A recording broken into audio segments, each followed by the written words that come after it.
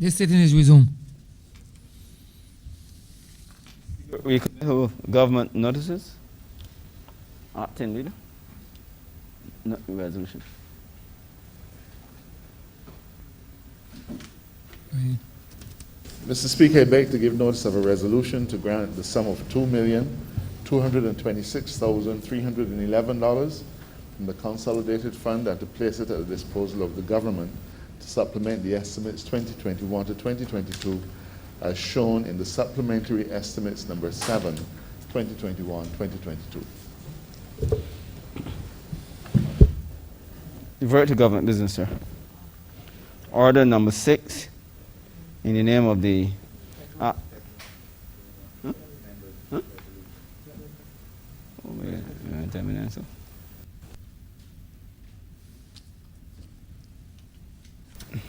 We committal of private members' notices. Honourable Member for St. James North. Okay. Mr. Speaker, I beg leave to give notice of the following private members' resolution.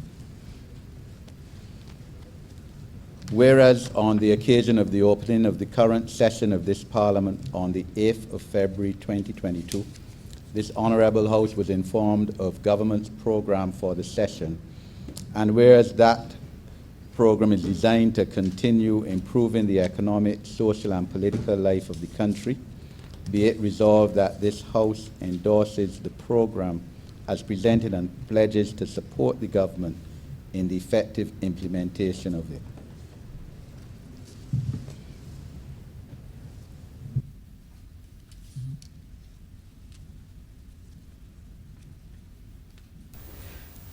Revert to government business now, sir.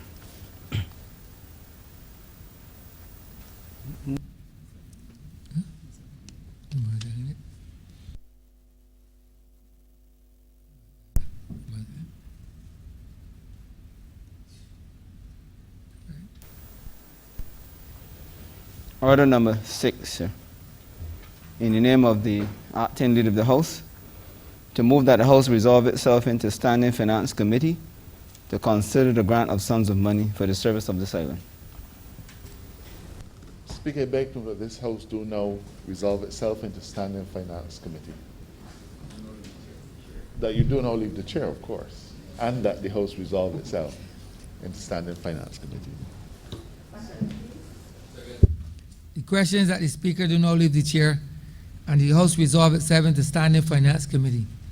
All those honourable members in favour, please say aye. Those against, please say no. We think the ayes have it.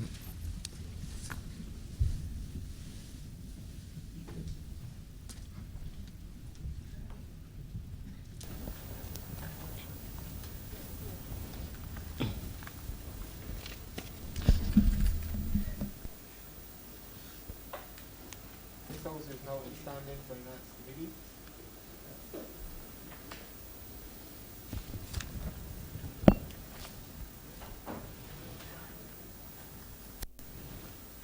In the name of the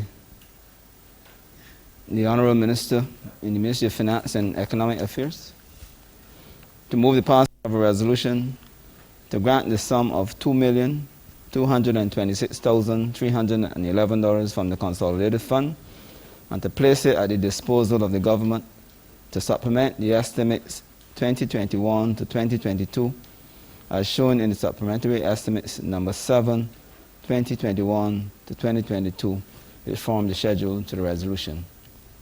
Head 13, Prime Minister's Office, in the amount of $1,984,050.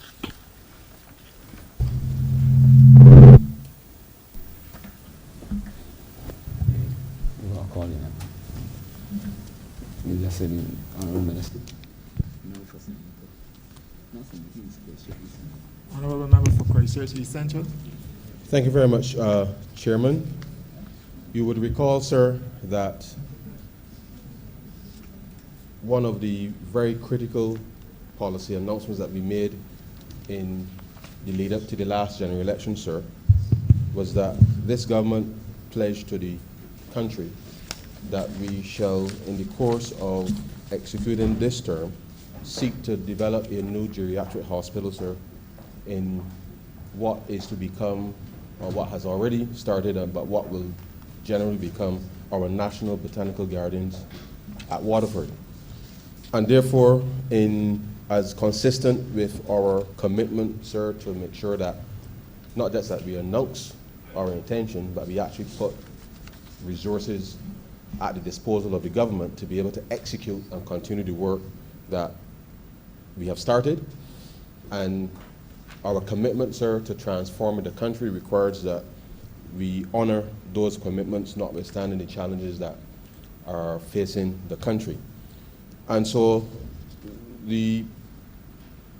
some of the money is being asked here, sir, under sub-program 332, and I just want to make it clear in terms of what is intended here, given that as it relates to this specific initiative, sir, the BTII, Barbados Tourism Investment Inc., sir, is being provided with the resources to be able to deal with the design aspect of this facility. And we are clear, sir, that the intent as it relates to where the existing geriatric hospital is at the moment on Beckles Road. The intention of the government is to transform that space, sir, in addition to what is happening with respect to government headquarters itself.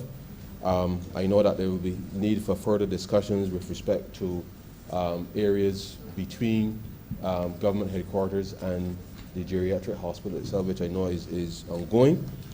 But the reality is, sir, is that if we are going to provide a much more scenic and idyllic environment for our elderly population to be able to spend out their golden years, we feel, sir, it is important that we get this work started, and that the BTII, which certainly I think, based on what Barbadians have seen certainly taking place within the confines of Bridgetown, that their record, sir, of executing with respect to these projects, I think all the whole entire country can be proud of.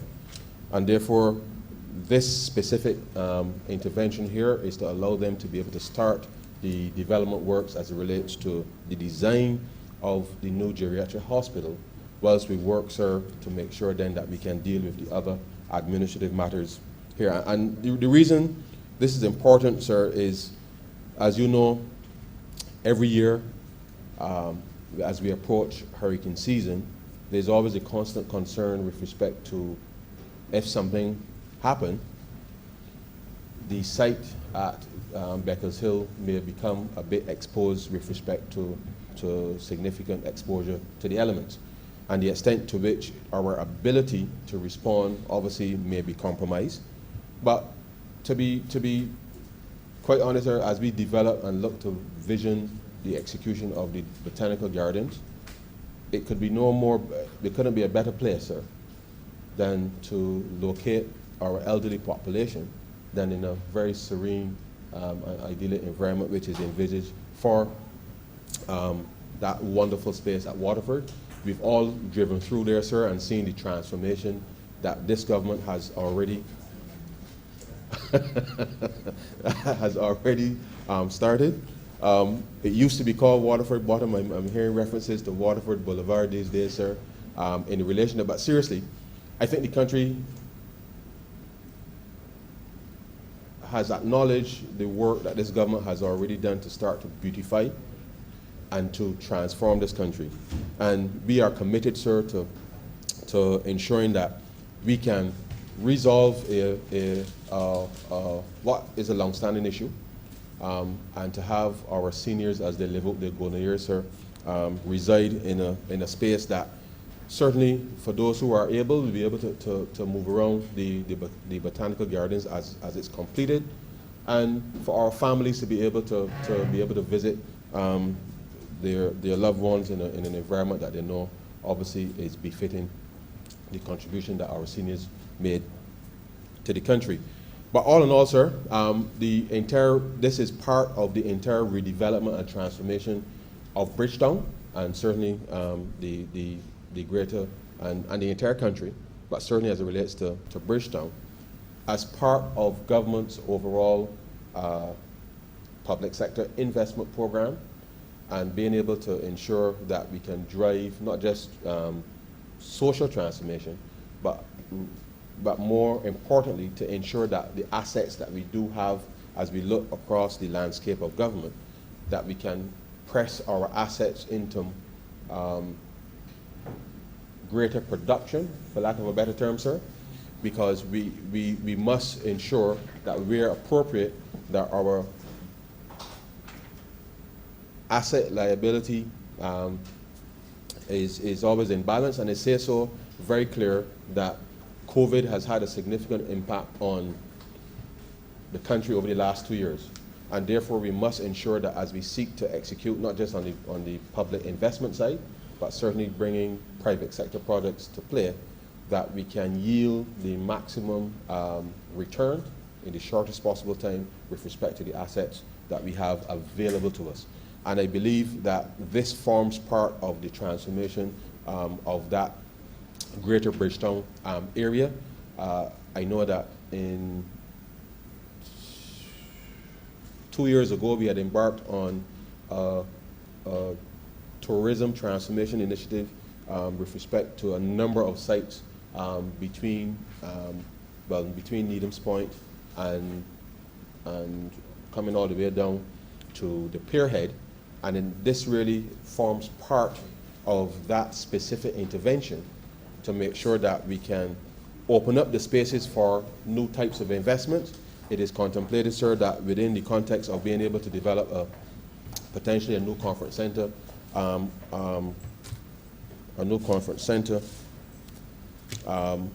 at the specific site, to be able to make sure then that we can leverage the anticipated future development along that stretch of course with respect to being able to help build out the economy, utilizing in a number of instances, sir, planning gains to help improve the lives of the residents in that urban corridor, which this government has been committed to executing from day one.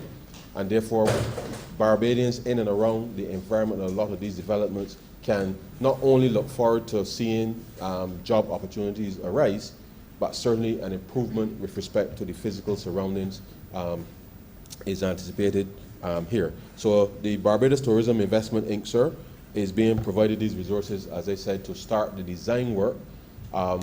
Yes, it is a facility that is managed by will be managed by the Ministry of Health and Wellness going forward. But as part of that overarching framework with respect to being able to do this, we felt it was important that, given that, yes, we are at the, what I hope, sir, is the tail end of the more extreme measures we've had to take in response to COVID.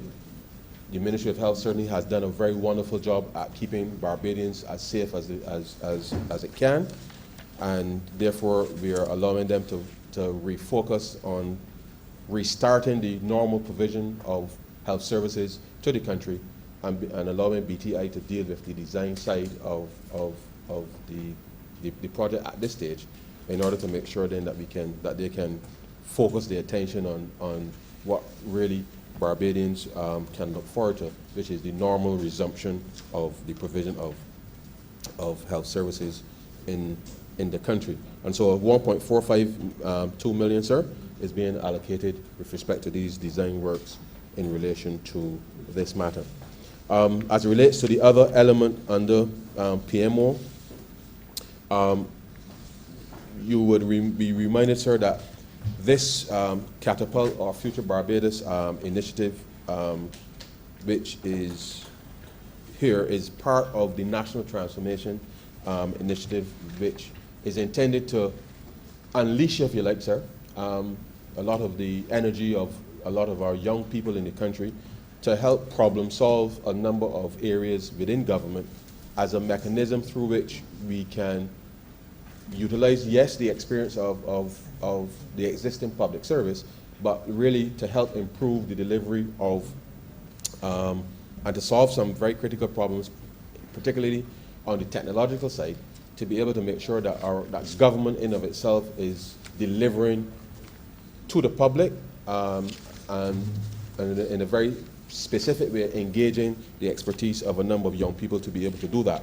when we did this earlier in the financial year, we recognized that obviously we had to review at midterm to see where we would go, and we had initially agreed then that having done that review, that we will commit the remaining resources for the rest of this financial year.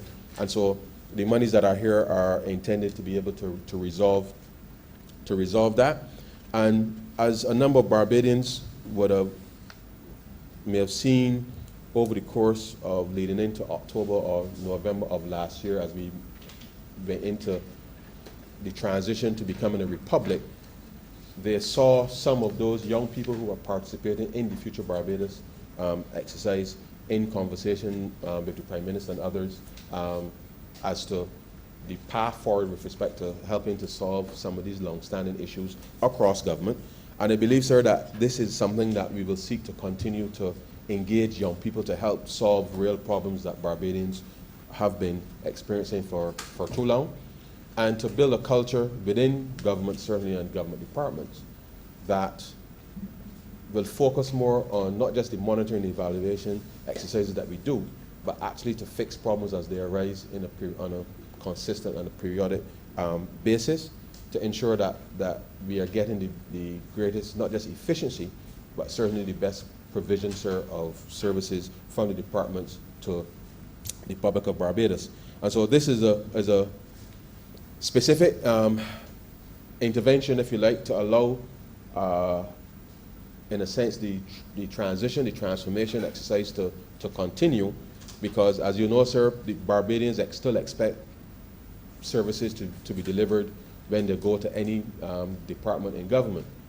But sometimes it is often difficult to respond to those specific requirements, whilst at the same time trying to change the systems at the same time. So I believe that as this specific program is rolled out and it works department, ministry by ministry, sir, that we'll be able to see an acceleration, not just of the transformation, but certainly some type of change management, change of culture within some of the departments, not just as it relates to technology, but certainly as it relates to the empowerment and the upskilling, sir, for lack of a better term, of persons within departments to be able to respond swifter to the needs of the public. And so, sir, these two initiatives here really form part of the transformational agenda.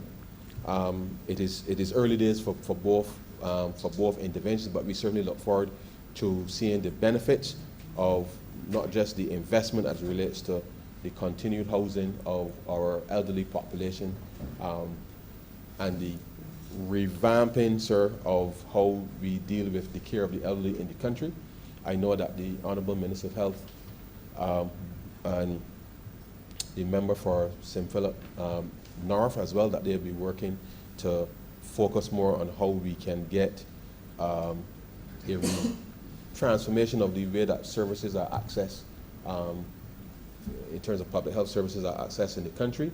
We are seeing more and more investment coming into the country with respect to medical services, as we transition to not just focus on how we provide health care as a government to the local population, but partnering with investors to ensure that we can enhance the delivery of public health services across the board to all Barbadians, but partnering with the private sector to be able to leverage that long and very strong capacity that we have within public health, to leverage it, sir, as an economic advantage, to press it, to be able to bring actually to fruition what we've long spoken about in terms of medical tourism and these types of other avenues. We've already seen the change that the involvement with Ross University has had within the context of improving the skill sets, certainly of nurses and others across the board. And we are working as aggressively as we can, sir, to make sure that in spite of COVID, that we're able to solve those particular issues that have been long-standing. And I say this in all honesty, sir, to all Barbadians, that in spite of the last 2 years, this government continues to provide the necessary resources to transform. And we don't take it lightly, because at the end of the day, we know that the last 2 years have had a very significant impact on all of us in all our lives. But we are committed, sir, to ensuring that we can continue to provide the best quality services to the public of Barbados. But we have to transition now and make sure that we have the right mix of investment, such that as it relates to, in a broader sense, sir, in relation to health and wellness, that we're able to leverage the whole system, whether public or private, to be able to ensure then that persons are not left in long waiting time, with respect to being able to access services, whether in the public space or within the context of the private space. And therefore, as we transform, it means that there will be changes with respect to how some of the services may be delivered. But I say to Barbadians that this is all part of how we are able to better improve the delivery of our systems and services to the public. And therefore, these two interventions here today, I believe, form a critical part of that.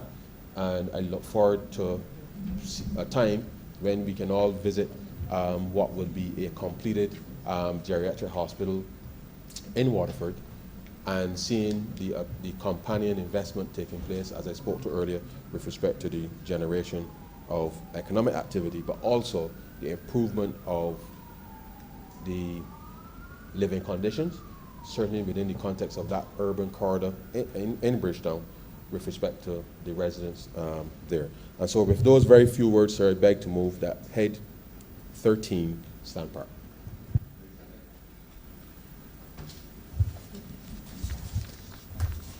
The question is, head 13 stands part.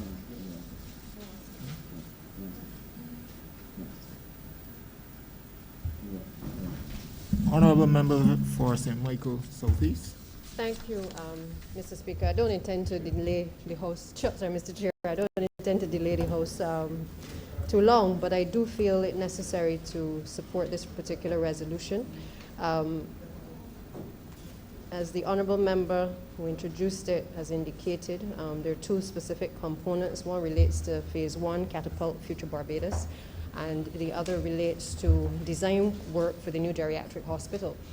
In relation to the first aspect of the resolution, I've had the opportunity to work very closely with Future Barbados. Not only was part of the session that the Honourable Member spoke about with the young people of this island, who I consider to be some of the brightest minds and certainly the future of this country, but also to be able to share with them, when I was former Minister of Education, what opportunities may have existed for young Barbadians, educated in Barbados, but living abroad, in some cases, wanting to be able to give back to this island.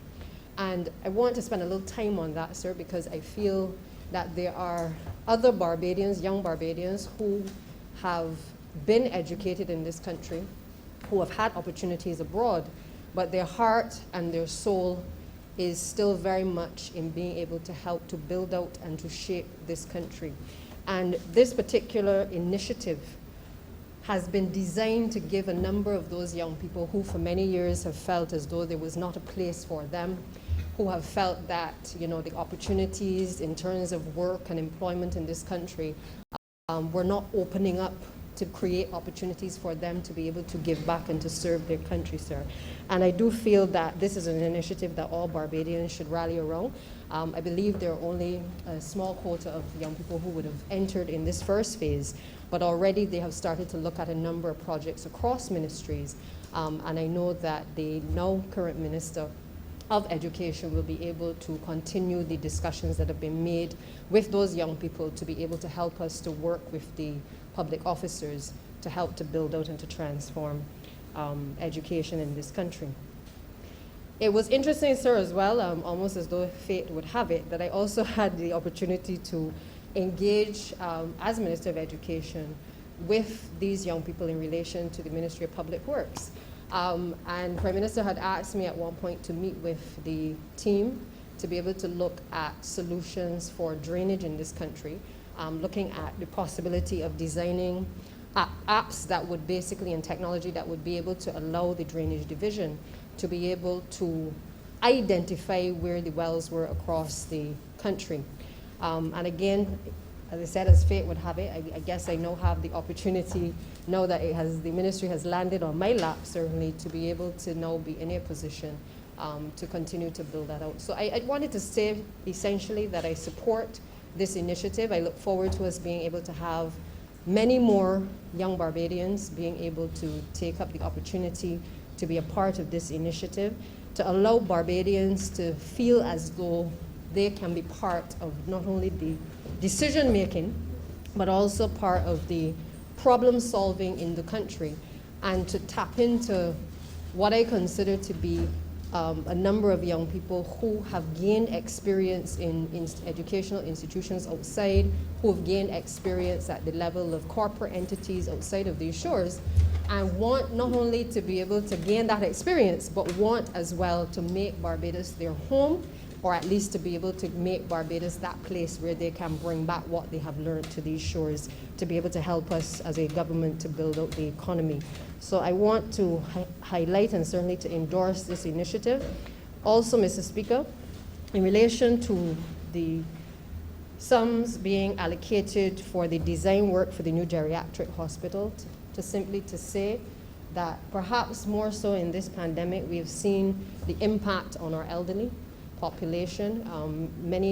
If you go to the hospital at any point, you will often see, and we used to talk about it before, but I can tell you that during the pandemic, the number of elderly people who are often in A&E or who are going down to the hospital, in many cases abandoned by their relatives, is still on the increase. And it is certainly for me, sir, one who was raised by my grandmother, it pains me to know that there are young people, elderly people, sorry, who are often left in those circumstances where, the family cannot cope for them, and the only place that they, in many cases, feel that they can seek solace is at the Queen Elizabeth Hospital, which, as you know, is obviously causing, severe strain on already difficult resources there. So I think the fact that we've seen this area, which is near to the National Botanical Gardens, actually starting to be cleared, that we've seen the transformation of that area by the government and by the Ministry of the Environment.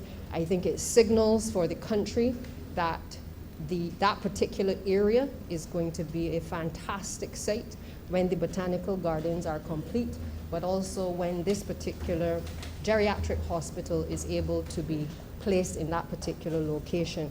And I hope that our elderly population, not just the ones who are at the present geriatric hospital, but that we are able to cater to several more of our elderly population at this particular institution. I think our elderly people deserve, who have worked very hard to build out this country, I think they deserve the opportunity to be placed in institutional care, which can redound to their benefit, and in many cases also ease the households in which they are living. It is no mystery, sir, that, we have a rising aging population. We also have a number of our elderly people affected by Alzheimer's, and more we are seeing elderly people, struggling, especially in their latter years, to be able to cope. Their families are also impacted because it is very difficult to have elderly persons with these conditions and then find yourself in a situation where you're not sure if you leave to go to work, if the elderly person is going to stray too far from home, or if they will injure themselves, sir.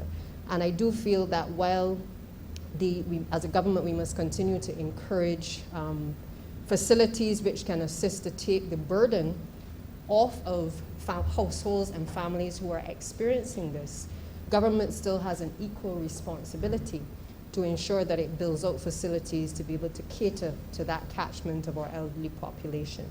And so I therefore want to endorse this initiative. I trust that the design work is likely to be completed very soon, and hopefully then we can see the construction of this site and indeed the transformation of the lives of several of our elderly population. So with those few words, Mr. Chair, I beg to support this resolution.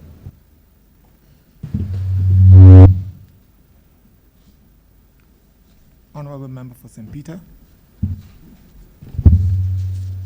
Thank you very much, Mr. Chair. I too will not detain the House very long, but I could not, while rising to support the resolution before the House, fail to speak to a matter that is of concern from my perspective, given my ministerial portfolio, but also as a human being in relation to the elderly of our nation. And it has to do with the provision for their financial security as they age and as they attempt to enjoy their senior years. Now, I am fully in support of the provision of the new facility.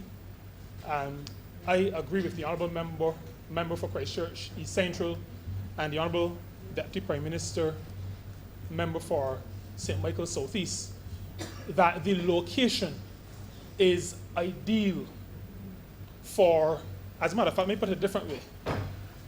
I wouldn't mind aging close to a botanical garden and enjoying my senior years in, not at Waterford, but in a botanical garden. I didn't even want to call the address, so I just stick to the botanical garden.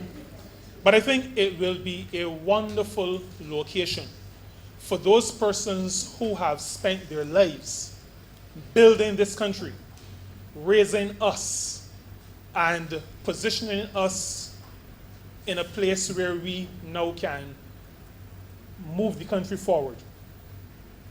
Many of our older residents, however, have the challenge of not being financially secure in these elder years. And I speak specifically about situations where, when it comes to retirement age, persons realize or are reminded that they have not made the requisite contributions to the social security system that would allow them to be able to receive a pension at the point in time when they're no longer working and will need those funds in order to support themselves. And I want to use this intervention really to remind Barbadians that if we live long enough, we will become seniors. And if we live long enough and become seniors, we may not be able to go out to work or to engage in the entrepreneurial activity that we engage in now to earn a living to support ourselves. And so I am calling on Barbadians to contribute to the Social Security scheme. The National Insurance Scheme has been set up so that when we get to the point where we are not able to go out to engage in the activity, we no longer have the strength, and maybe we've put in enough time, that there is something that we can rely on to support us, to pay for those essentials that we will still need. I would also want to, and I will also, indicate to Barbadians that those who can ought to do even more than the contribution to the National Insurance Scheme. What I'm saying, Mr. Chair, is that those who can have other investments for retirement, whatever those investments are, retirement plans, investing in real estate, whatever a person is able to afford. I am encouraging Barbadians, even those of us who believe that we are young and never going to get old, to think about that time. The good book, the scripture, counsels us to go to the ant and be wise and to get some wisdom. And Solomon indicates what he is talking about. There are usually winters that will come. There are times ahead of us where we will not have what we have now, and we will have to draw on that which we have put aside. And I'm saying to all of us to Barbadians generally, all of us in this chamber, and through you, Mr. Chairman, that we ought to be thinking about what is potentially ahead of us as we get older. Our need for medical attention may increase. I'm not saying will, may increase. And the need to look after a vehicle, to look after our house. Not earning an income does not stop the expenses. We will still need to have outflow to cover those necessary expenses. And we have, while we are working, to be planning for those eventualities. Because once we live long enough, those eventualities will materialize. Those events will materialize. I also want to commend, in that vein, the ministry responsible for business development and for starting the financial literacy. Because financial literacy is absolutely critical. We complain from time to time that we go through school and we are not taught how to manage our money. You know, we are taught mathematics. In some cases, we are taught accounts, but we're not really given guidance as to how to manage our own finances, how to manage our finances now, and how to plan for the future. The financial literacy program is essential not just for persons who intend to become entrepreneurs. It is crafted for business people, but I want to suggest to all of us that financial literacy is a skill, an ability, it is a body of knowledge that is necessary for all Barbadians, whether or not we are going to be involved in business activity, in entrepreneurial activity. And so, Mr. Chair, I want to suggest to us that the sharing of knowledge in the area of money management is something that has to be extended across the board to all Barbadians.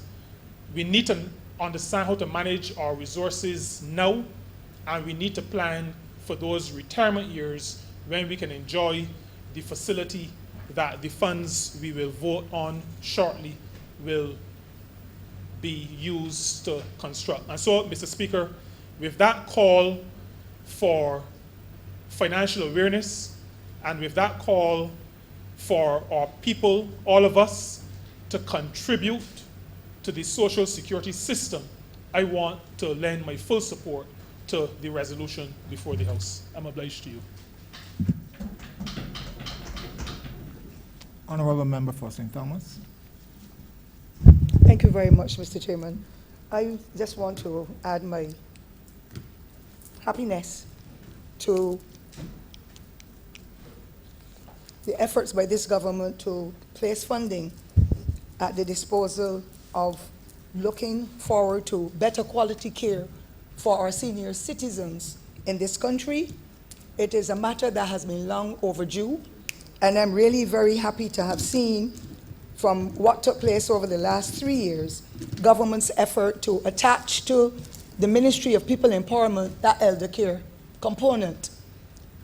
I know of a previous administration of the Barbados Labour Party that sought to look after the needs of senior citizens across the length and breadth of Barbados through the National Assistance Board and upgrading housing and so for them.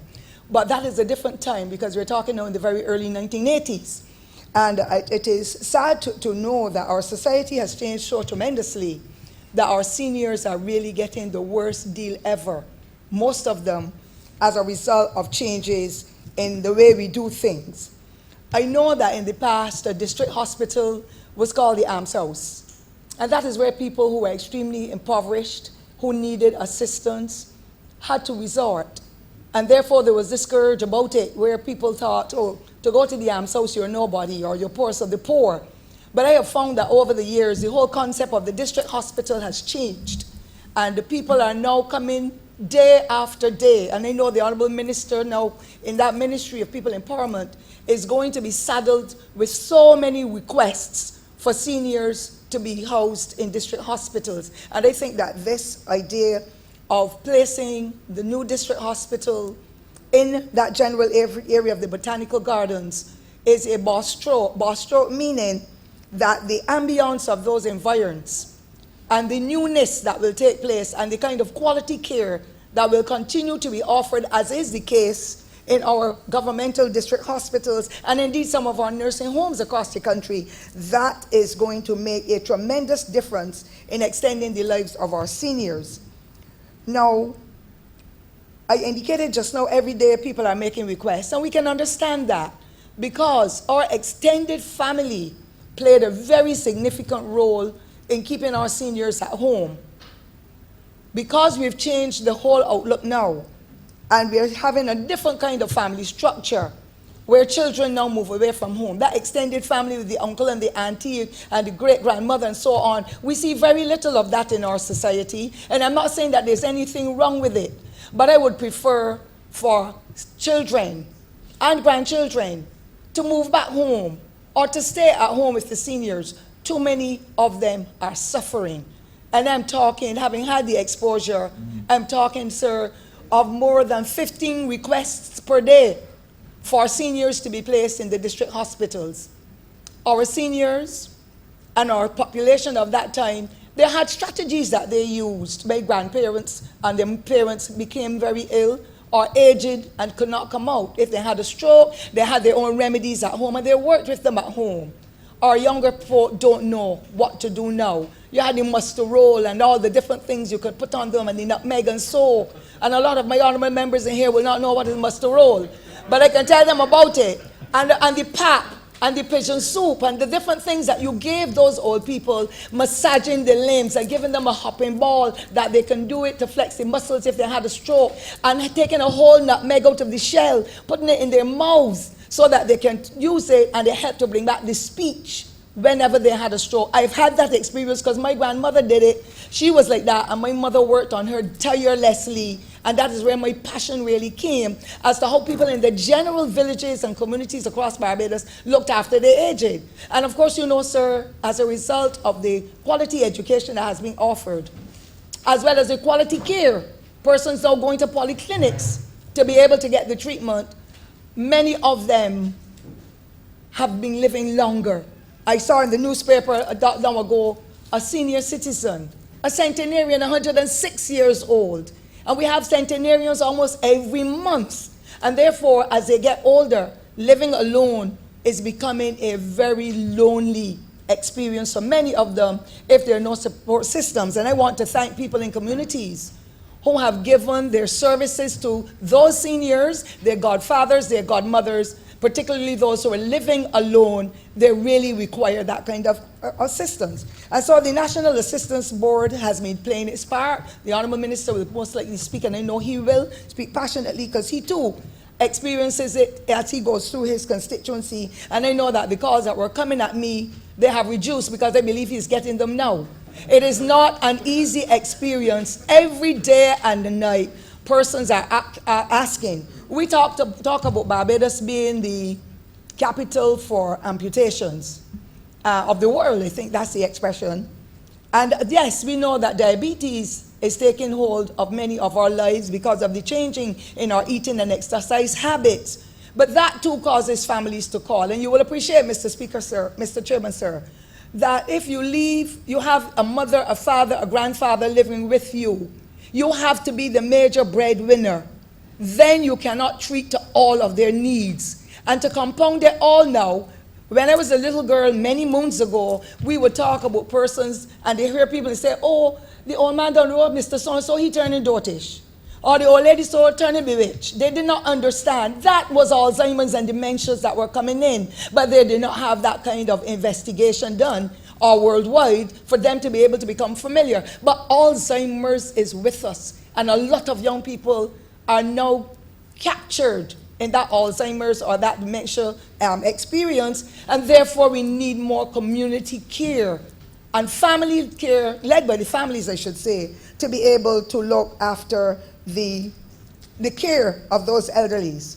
I know that senior citizens now, who were young then, working in the agricultural belt, in the various industries and so, they always put aside something for their burial. They will put aside a $5, a $10, and nobody could touch it, whether they put it in a credit union or in the bank, or they tied it up and hid it in the rock hole, or they buried it in the ground in a tin. They had all of those plans. And nowadays, we are seeing a total change in what's happening in our society, where those old people would have had that money put down to buy the coffin, or we call it the box, but the coffin, for their burial, because they wanted to have that dignity of leaving this world.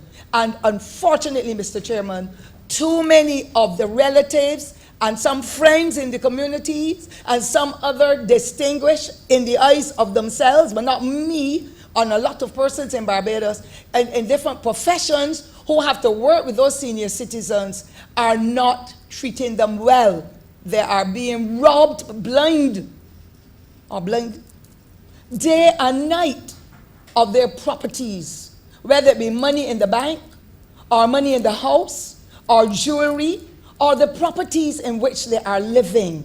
And I believe that this institution will help to take off some of the challenges and secure those, or make sure that those seniors are safer in the environs. It really is a matter for concern. I know that PAHO has been doing a consultancy, and they have given back reports as to the way forward, working towards more legislation to be able for us to protect the elderly, to have them in safer environments, as well as to stop them from being robbed.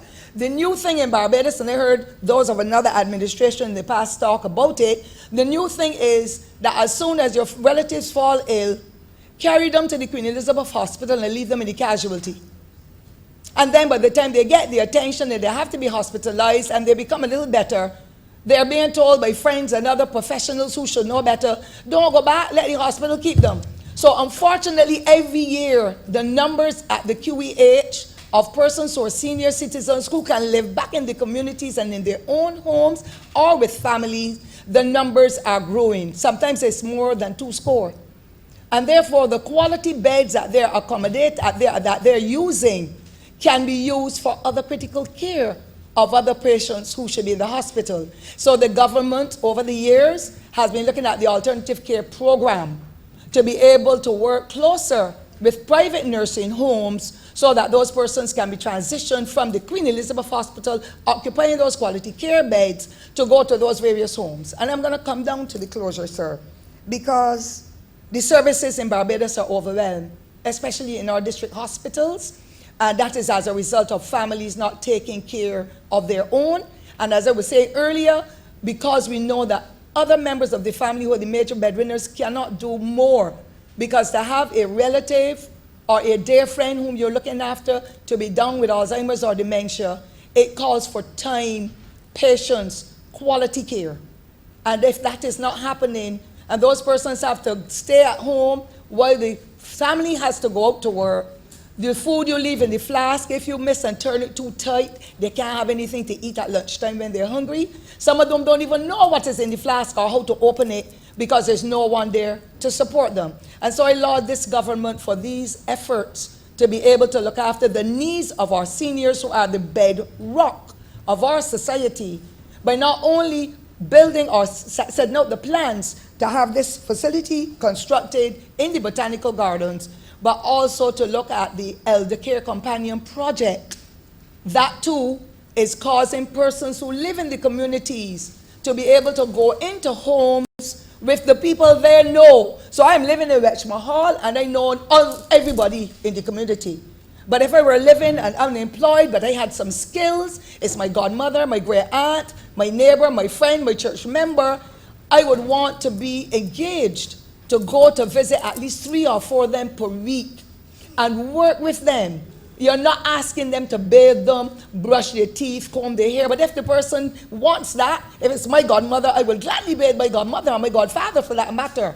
But those are persons in the village who know them, and that is the reason why you call it companion, because it is not taken away from the National Assistance Board's responsibilities, where they bathe and they clean and do a little cooking and so on. But these young people do a little ministering. They listen to the history of Barbados, and you could not get it better from the senior citizens who would have lived through the riots and who would have seen how the changes in society are taking place and causing them to be able to be pushed away because they're not quite understanding things to do with the technology and how to turn on the radio, all that. So that companion project is helping many of our senior citizens to remain comfortable, especially at this time of COVID, when they're shut away, they can't go to church as they would like. Family members are not allowed to visit them in the same way because of how the COVID-19 pandemic is spreading. And we are hearing of so many hundreds of our seniors that are passing away. And so I say, I want for the legislation to happen. The Honourable Minister now in the ministry, he is continuing to do the excellent work, and I believe that he will be able to bring to this Honourable Chamber those efforts that we know have started to be able to make sure that the legislative situations are put in place, measures are put in place to avoid those old people being duped, to avoid them being raped, to avoid them being beaten, to avoid them being ill-treated where they have no food to eat, no clothes to wear, nothing, because some of their same children and friends who are embracing them and others are taking away the entire pension. They're getting it changed or cashed, and they're using it for their own purposes while those senior citizens are left hungry and tired. And I want to thank the government for this vision of ensuring that our seniors are well cared for, because my mother and my parents and people of her generation always said, once a man, twice a child. And those of us who will live longer, I'm in that category, Mr. Chairman, sir. Those of us who will live longer will get to understand. We're not going to remember everything. We're not going to remember every features, especially, people are wearing masks. You can't tell who is who. However, there are people who will befriend the senior citizens and then take a toll in whatever they have and cause them to suffer in a way that is beyond human call. So I embrace these efforts, and I encourage all Barbadians, whether it's your relative or not, it's your neighbor, it's your friend from the church, it's the person who mentored you when you were a child, give them a little visit when you can. Make sure that they get a meal. Ensure that if they're ill, somebody is there to cushion them and to take them to the doctor or have the visits done, but to stamp out the negatives that are happening. And I'm confident that this new district hospital in that wonderful location in the Botanical Gardens will help to extend the life of those persons who will perhaps in 2 years' time, 5 years' time, I don't know what time frame it will be, but it will take some of the load of the regular district hospitals in the communities across the country. And I pray that when we get to the estimates, I can see even more being put into it, so that there are regular district hospitals. You've got one in St. Lucie, sir. I've got one at Gordon Cummins, and in St. Thomas there's one in St. Philip, and then there's the one in Beckles Road that will be replaced by this one. I believe that once we get those on the periphery of the Botanical Gardens, it will help to make a difference in the lives of our seniors. None of us knows what the future will hold.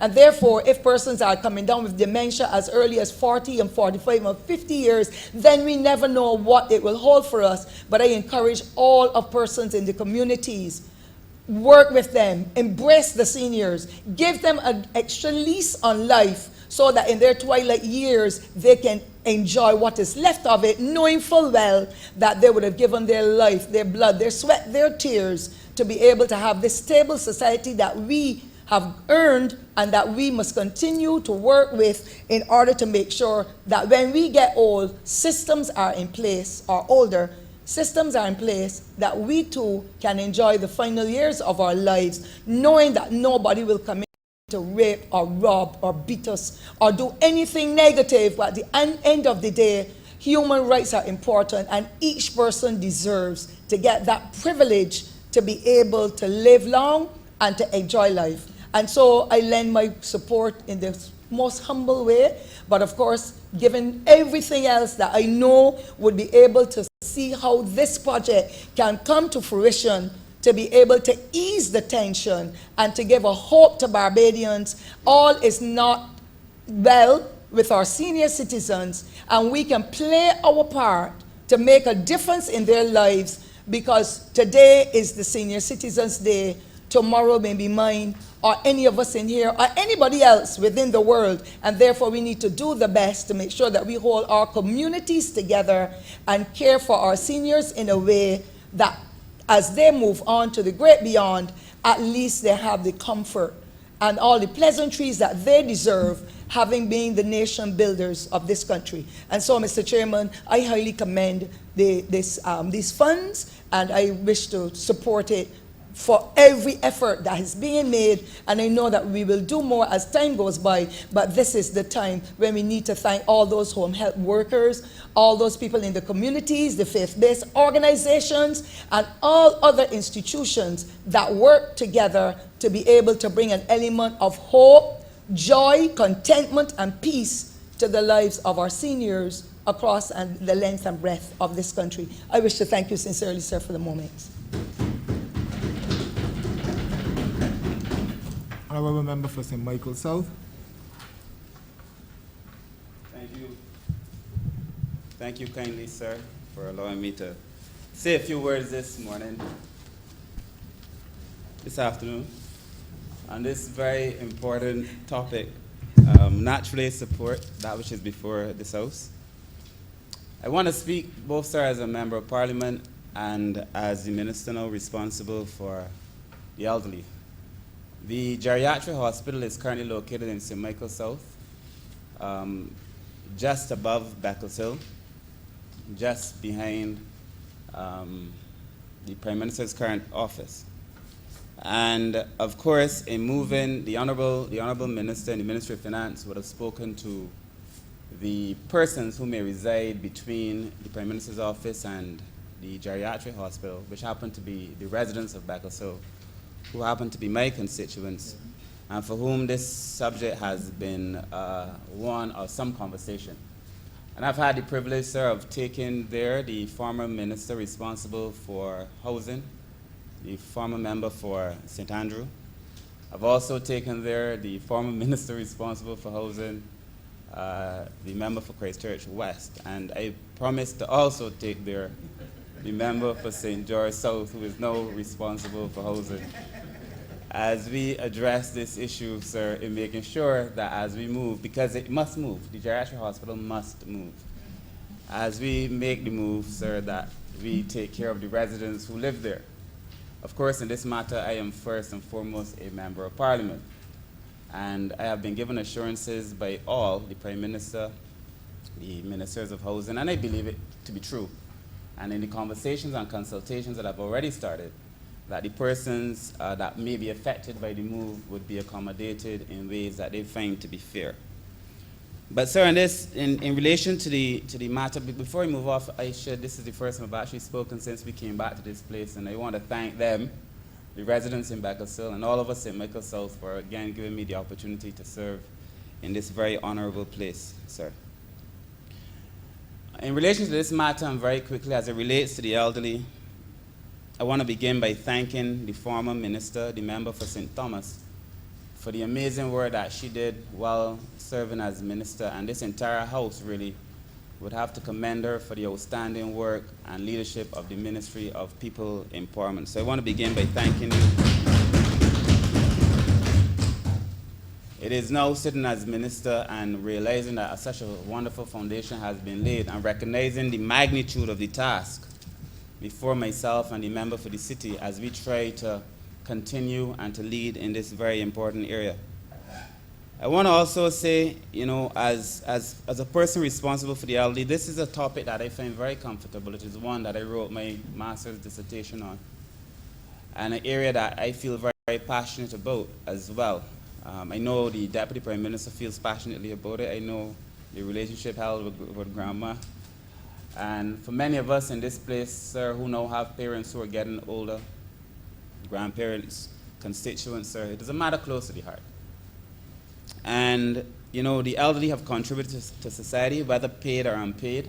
And people are often asking, what you're doing it for. I mean, they've lived and they've contributed to the Barbados, paid and unpaid, and deserve no real conversation about whether we should do things for them or not. Our population, sir, is living longer. And it is a good thing because people want to be able to live. But we must not find ourselves where we reduce mortality and increase morbidity. We must not ask people to live longer, encourage them to live longer, sir, and not put in place the things that would allow them to live well, even as they live longer. And that is why building a new geriatric hospital with modern amenities in an area as lovely as the Botanical Gardens would obviously find favor with any right-thinking Barbadian. You know, in many countries in the Caribbean, and regrettably, and in Barbados, oftentimes elderly means disability. When you get to a particular age, it means welfare. It interacts with all the agencies under my ministry. Because of all the comorbidities, the NCDs that sometimes result in other issues, sir, it is going to be very important that we treat this issue very holistically.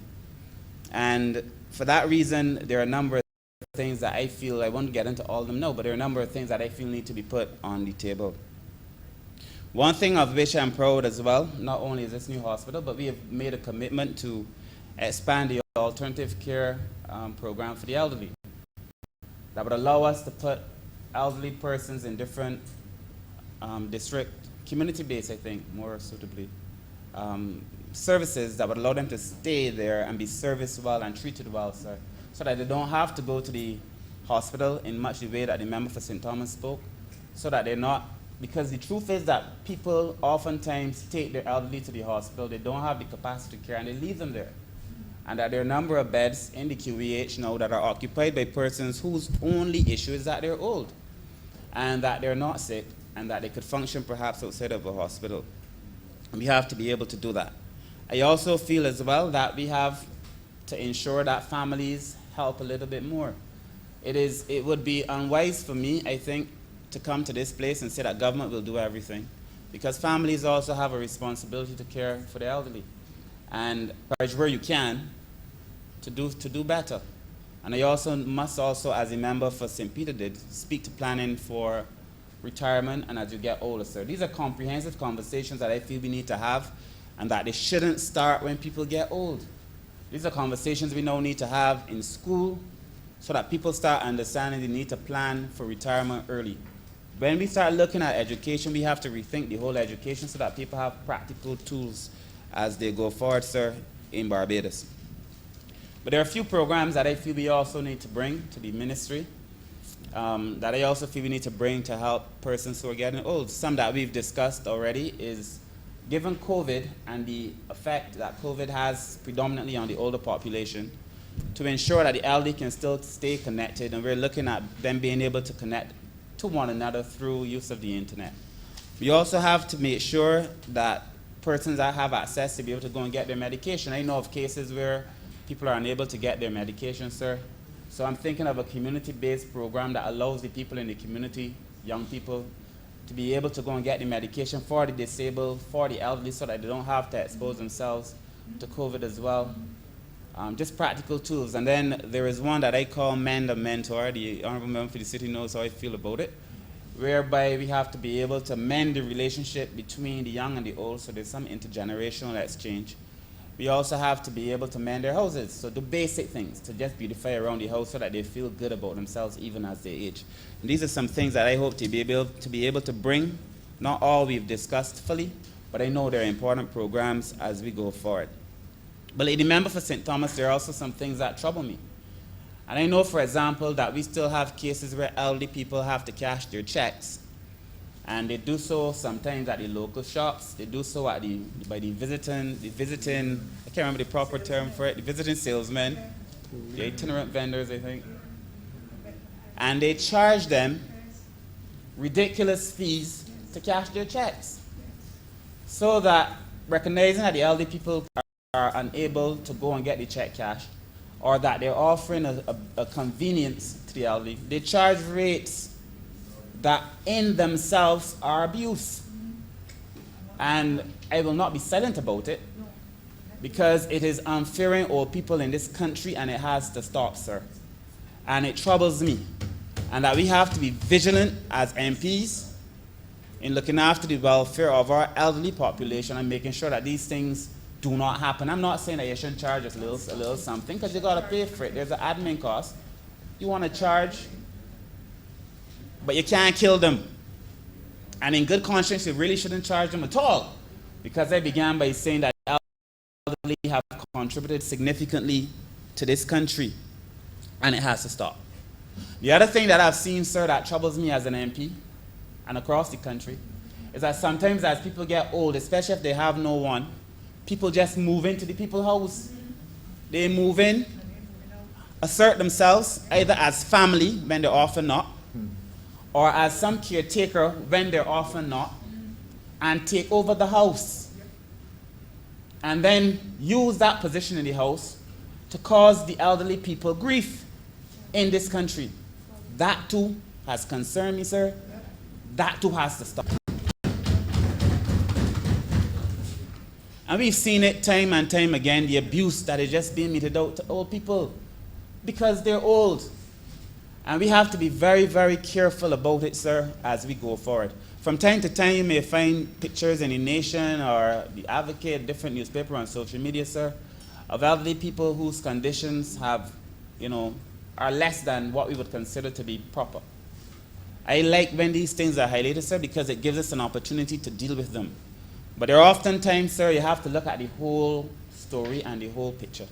And the government agencies oftentimes respond to be able to address these.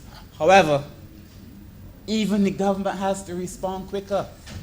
We have to find a way to prioritize, sir, the elderly. The truth is, just on the basis of time alone, because only God knows how much time we have here, but on the basis of time alone, people who are 70 and 80 don't have as much time on the basis of time alone as somebody who's 17 and 18, and that we don't have the luxury of making them wait. And we have to prioritize.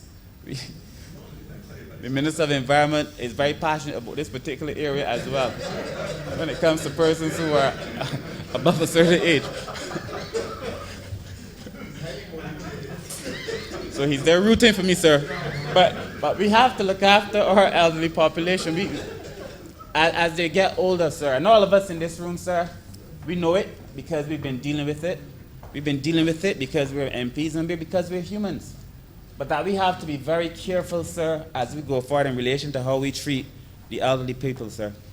And that is why I think as we move toward a family services department, where we integrate our capacity to be able to serve, where we look at this thing holistically, where we look at NDU, we look at welfare and all these services that we can bring to bear to improve the lives and the conditions of persons who are elderly. The Family Services Department will make a big difference as we go forward, sir, in terms of reducing the duplication, but also improving access to services. As I close, sir, there are a few things that I feel I want to share. I support self-help organizations. I always have. I support BARP. I see BARP has now dropped the age to 40. And therefore, I can join BARP. It's a little young for Old People Association. I was hoping to join it at 50. But they've now dropped it to 40. I suppose that is to increase membership.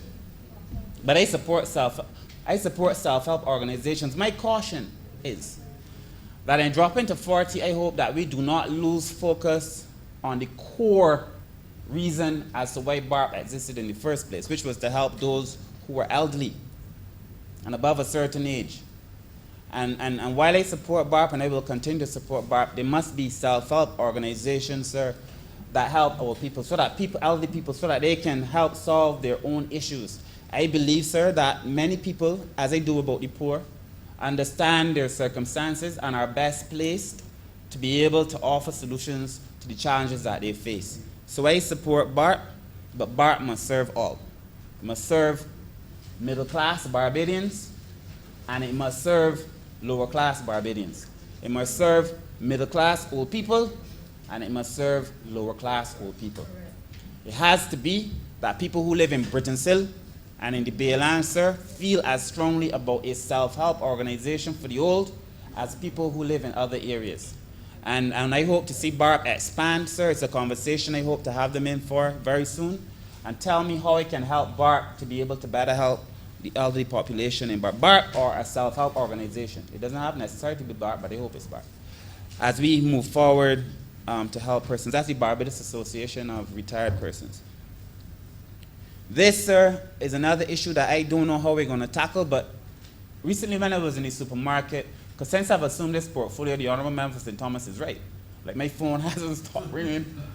I go into the supermarket, it's the same thing. I used to think that I was offering myself without any kind of like inhibitions as minister responsible for fisheries. But I've seen now as minister responsible for welfare, people's empowerment, and so on, this is a different kind of intensity.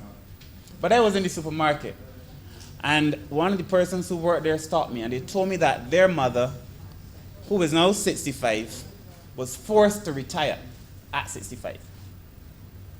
The pension age in Barbados, the age for which you can get pension, is 67. So people are forced, the Honourable Member for St. Peter is well aware, people are being made to go home at 65. I don't know if you can force somebody to go home at 65. So I said to her, I don't think you can be forced to go home at 65, but in Barbados, people are still making people go home at 65. And they're not entitled to pension until 67. So there is a 2-year gap where people who are legitimately entitled either to work or to a pension or to some financing are unable to do so. And we have to be very careful. We have to let them know it is wrong, wrong, wrong, because people at that age should not be taken advantage of. She stopped me again when I went back to the supermarket. I hope she's late. She's listening to the young lady who works in Massey and Warrens. I'm saying this so the next time she sees me, she understands I took it seriously. And she said to me, I haven't heard you raise it. I see you talk about all kinds of things in the paper. But that 2-year gap, Mr. Chairman, sir, needs to be looked at, because as the Honourable Member for St. Thomas said, is that they find themselves at welfare. At welfare, having worked and earned and served in this country. Because there's a 2-year period that there is a gap, and nature, sir, abhors the vacuum, and so do I, as it relates to the way elderly people are treated in this country, sir. The other thing that I think is also important, sir, because of this functional inequality, this as you get older, a functional inequality caused by aging is wrong, you know. You shouldn't become less able to access certain financing and resources because you're old. That's a functional inequality, and it's wrong. We have to be able to address it. But the other thing, sir, before I close, sir, there were 2 last things. There's this thing called a dependency ratio. And the dependency ratio is the working population, the percentage of those who are working to the percentage of those who are not working. So 0 to 14 and 65 and over are normally dependent on the people who work in between. And once the dependency ratio gets too high, it means that you have too many people who are not working being supported by too few people who are working. As our population ages and as our working population dwindles and the dependency ratio consequently increases, there is going to be a challenge facing older people in this country. We therefore need to make sure, when you hear the Honourable Prime Minister speaking of it, or the Minister in the Ministry of Finance, about the need to have people working in Barbados, it is not only because we want people to pay taxes, it's because we have people who have to make sure that we can support those who are also not working.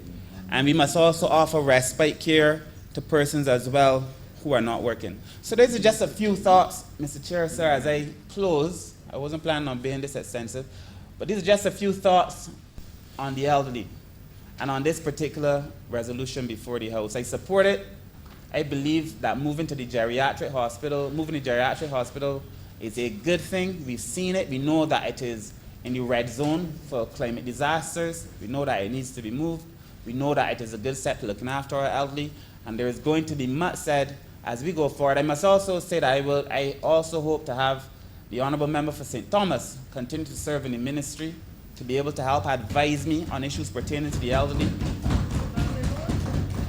Not because of any age, but because of her competence and passion. So, Mr. Chairman, sir, with those few words, I want to thank you.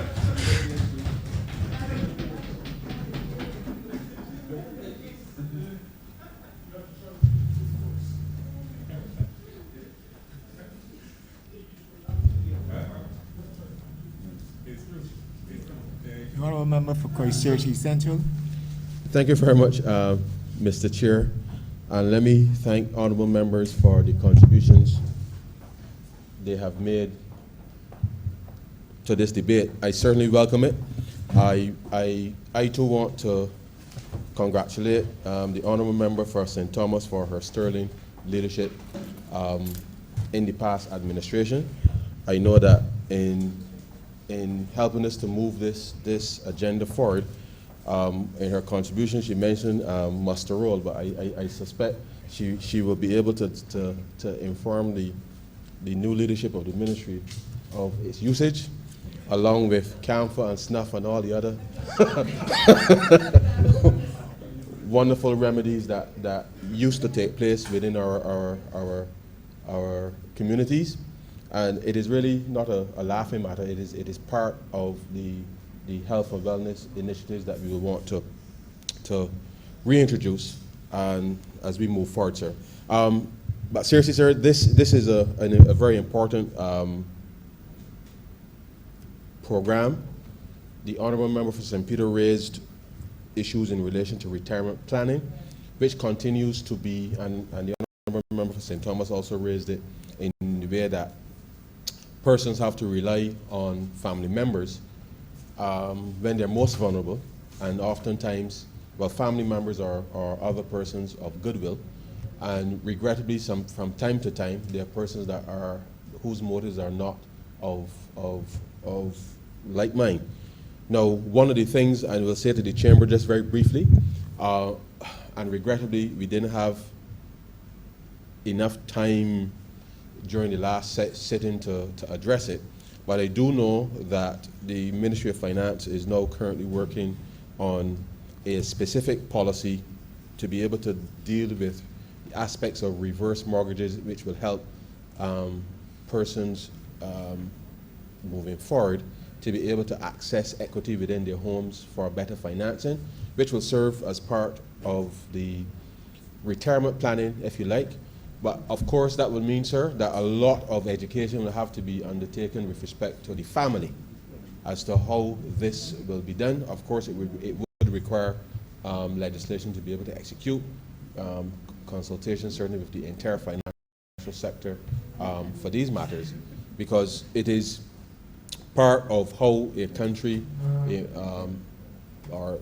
develops, and to the extent that our population is aging, access to options for financing your lifestyle is going to be even more important. I know in the context of what we are working to do with respect to addressing the demographic shape of the population is going to be equally critical moving forward, but I give the House the assurance that we will seek to conclude that matter as quickly as possible in order to ensure then that elderly persons in this country will have additional options available to them to see them through their retirement years. And so, Mr. Chair, with those very few words, I mean, to thank honourable members again, I beg to move then that Head 13 stand part. The question is that Head 13 stands part. All those honourable members in favour, please say aye. Those members against, please say no.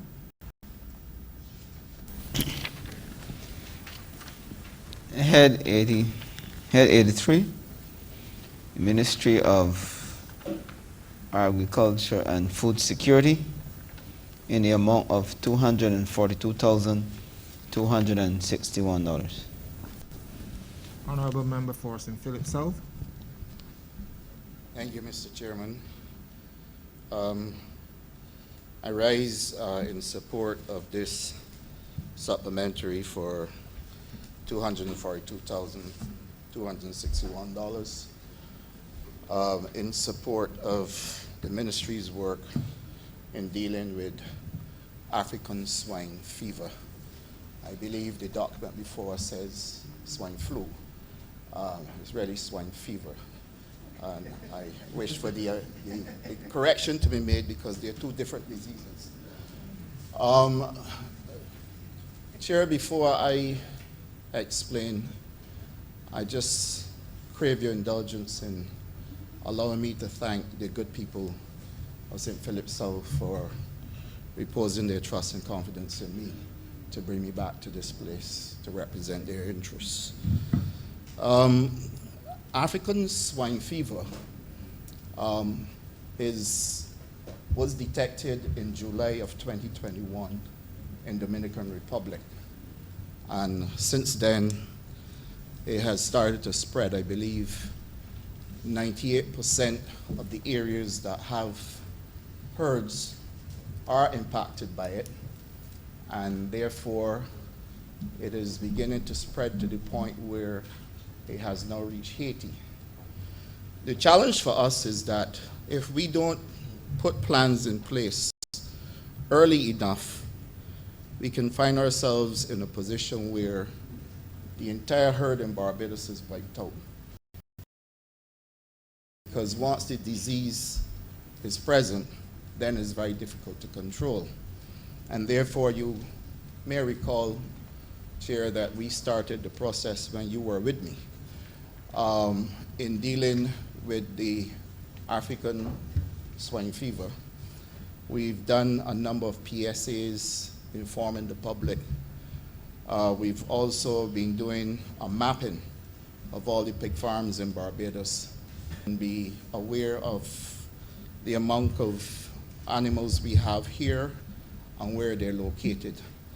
And this is particularly important, Mr. Chairman, because this African swine fever, whilst it may not affect human beings, even if they consume meat that was infected by African swine fever, it would certainly destroy every last animal once the animal is infected. What is even worse is that an infected animal can carry the disease for a very long time, even if that animal survives.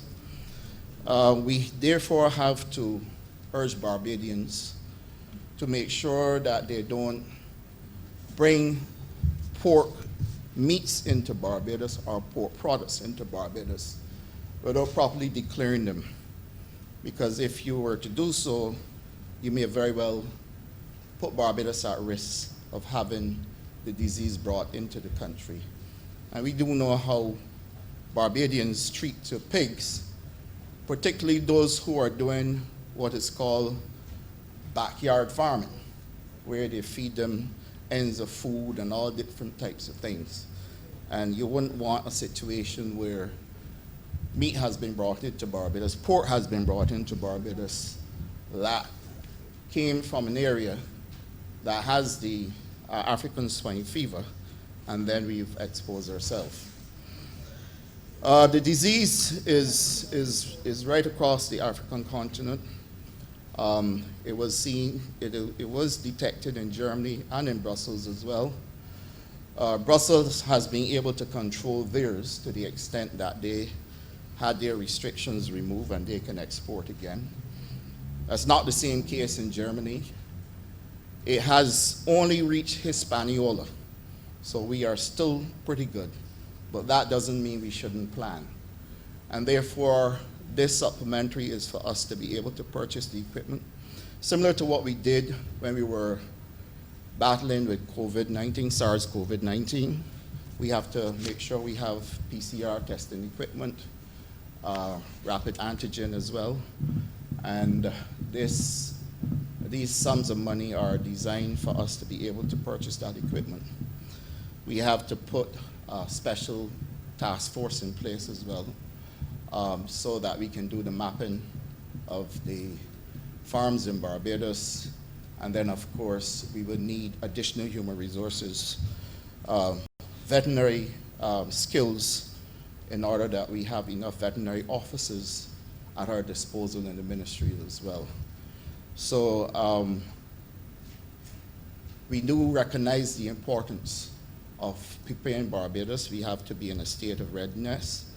I just don't want the message to be blurred where the impression is conveyed that is in the Caribbean, because it is not. But it is in Hispaniola, which is not far away.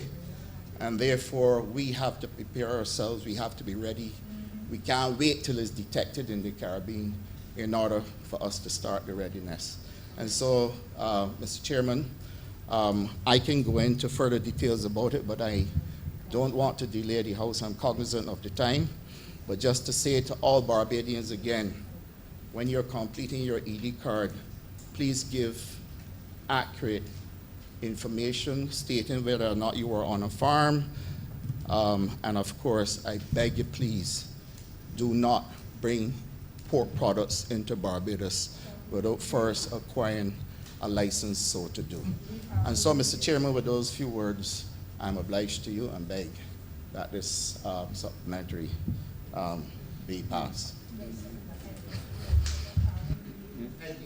Head 83. Stand part. The question is that head 83 stands part. Those honorable members in favor, please say aye. Those against, please say no. Methinks the ayes have it.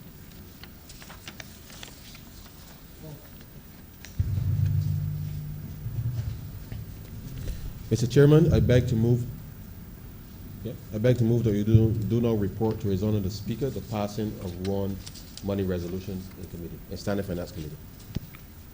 The question is that I do not report to the Speaker the passing of a resolution in Standing Finance Committee. Those honorable members in favor, please say aye. Those against, please say no. Methinks the ayes have it.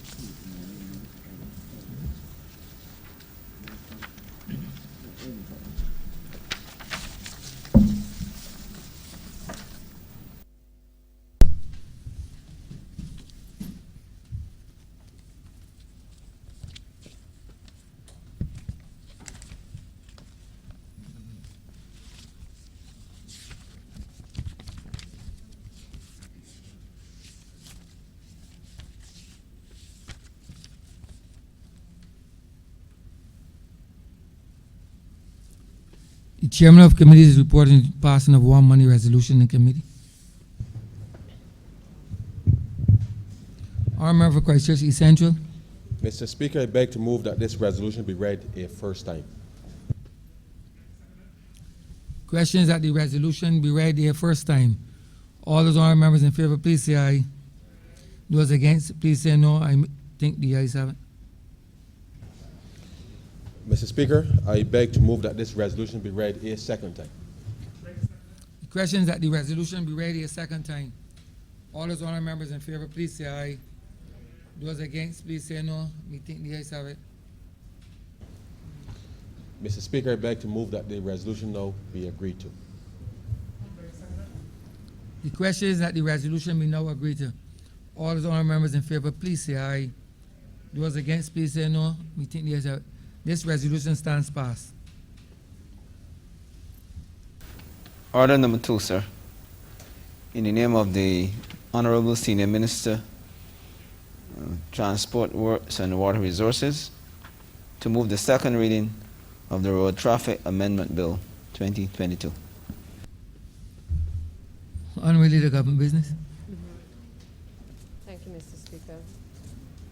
I'd like to move the second reading of the road traffic bill. Continuous. Hold a second. Second. Go ahead. Go ahead. Thank you, Mr. Speaker. At the outset, Mr. Speaker, let me first of all wish all honourable students across this country and teachers a safe and productive return to school, and also a productive term. I know that it has been difficult for everyone in this current environment, and I am truly thankful that we have been able to return students safely and teachers to the classroom environment. I am confident that if we continue to work together as various stakeholders across the country, that we can settle these students and teachers into the environment and certainly put aside a number of the self-interests and the hidden agendas that sometimes rise to the fore in frustrating the efforts of the ministry to be able to do what it has to do. Now, I have all confidence in the current Minister of Education and member for St. Philip West in carrying on the work that has already been started, and I know from speaking to her just this morning that already our students have settled nicely into school. From my own ministry, having spoken to the CEO of the Transport Board, there's an advantage of being the former Minister of Education, because I believe that you never stop being very closely connected to the ministry. But in this capacity, I now have the opportunity to work very closely with her to ensure that in particular transportation in this country is provided in an adequate and efficient manner for the children as they traverse to and from their homes to school. And so I know that the CEO is already on the ground. He is in particular meeting with a number of the rural schools to get the feedback from the teachers, the principals, as to how this morning has gone. And I suspect if there are any issues to be fine-tuned, it is not a perfect situation. And I always like to remind the public of that, that we are trying our best across government to make sure that there is this smooth return and safe return to school. But as you can appreciate, there will always be teething issues, but we remain committed to ensuring that our students return to the classroom and our teachers. As I turn my attention, however, Mr. Speaker, to the Road Traffic Amendment Bill before the House, let me first of all remind the country that back in February of last year, the Honourable Attorney General, a member for St. Joseph, would have introduced the Barbados Identity Management Bill into the House, now an act, and would have indicated then to Barbadians that they would soon be the holders of a chip-based national identification card. Indeed, the introduction of this card would have seen the phase out of the laminated printed ID, which is often susceptible to damage. And I was indicating to my colleague earlier, I have a copy of mine, Mr. Speaker. Well, not a copy, I have the original here. I'm not ashamed because it has a very lovely picture of me at the age of 18. So it brings back good memories. But the condition is not the greatest. I'm really not, especially if traveling, I really don't like to have to show it. And so I certainly, I volunteered at Cabinet with the former minister back then. You do not wish to make that a document? No, sir. Let me place it back in my wallet. I did volunteer to the then minister when we were in Cabinet, having shown her my ID card at the time, that I felt that I could be one of the first guinea pigs to certainly be part of that transition to see how it was working. So I will say to the current minister that I will renew my call to be one of those first guinea pigs, along with some of my other Cabinet colleagues, that will put to the test the Barbados Identification Card, the new Barbados Identification Card. The technology which is being used in the ID card would result in persons having a single ID card, which, for the purposes of this debate, would have obviously included your driver's license. For those who want to have medical information included, they have the ability to include that. And also, of course, the issue of fingerprinting. We've indicated that it's not mandatory, but persons can opt in if they wish the fingerprints to be taken. So the card basically, because of the type of technology that is being introduced, obviously is in line with all of the other well-developed countries where these systems operate, where people don't have the plastic cards like I do, and many of the general public, but they move to a situation where they have a better card, a stronger card, certainly, to be able to produce when needed for identification. My understanding from the Honourable Member for St. Philip West, and certainly for the current member, who is now the minister who is member for St. Michael North, but also the current minister, was that the ID card is at an advanced stage. I think by all reports, it should probably be ready by the 1st of April. And so the purpose of this particular amendment, as I'm now the minister responsible for transport, is that this amendment bill will provide the new identification card to be used as a proxy for the driver's license. Now, I'll take you through, Mr. Speaker, each of the provisions of the Act, starting with Section 74(1). Relatively straightforward. It sets out the requirements that a driver carry his driver's license or an identification card when operating a motor vehicle on a public road, and produce the said identification upon request by a police officer or transport inspector who's in uniform. This requirement is therefore to allow the police or the transport inspector to ascertain the name and the address of the holder of the driver's license, the identity of the motor vehicle, and whether the driver of the motor vehicle is licensed to drive the particular class of vehicle. Section 74.2 sets out the steps to be taken by the driver of a motor vehicle on a public road who fails to produce on request by either the police officer or transport inspector his driver's license or his ID card. The driver must produce either his driver's license or ID card to the police station designated by the police officer or transport inspector within 24 hours of the request. And Mr. Speaker, I think these are general provisions. People know if you're stopped by the police, they simply ask you to produce a driver's license, or in this case, when we finally have all of the driver's license on the ID card, that you can then produce that as evidence that you have your driver's license in place as well.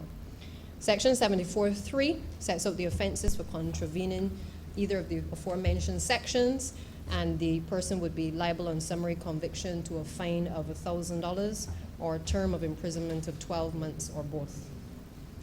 Section 74.4 defines the reference to ID card or identification card as referring to an identification card issued under the former Act, which is the Barbados Identity Management Act of 2021. The Section 74.3 speaks to consequential changes to the Barbados Identity Management Act 2021, as column 1 of the schedule is now replaced by column 2 in the schedule. And the final change is at Section 74.4, which provides that the amendments as they relate to Section 2 and 3 will come into force on a date to be fixed for proclamation. So essentially, Mr. Speaker, we are simply today just making this amendment to be able to bring the road traffic legislation in place with what is about to be a very ambitious rollout of the Barbados ID card, the new Barbados ID card.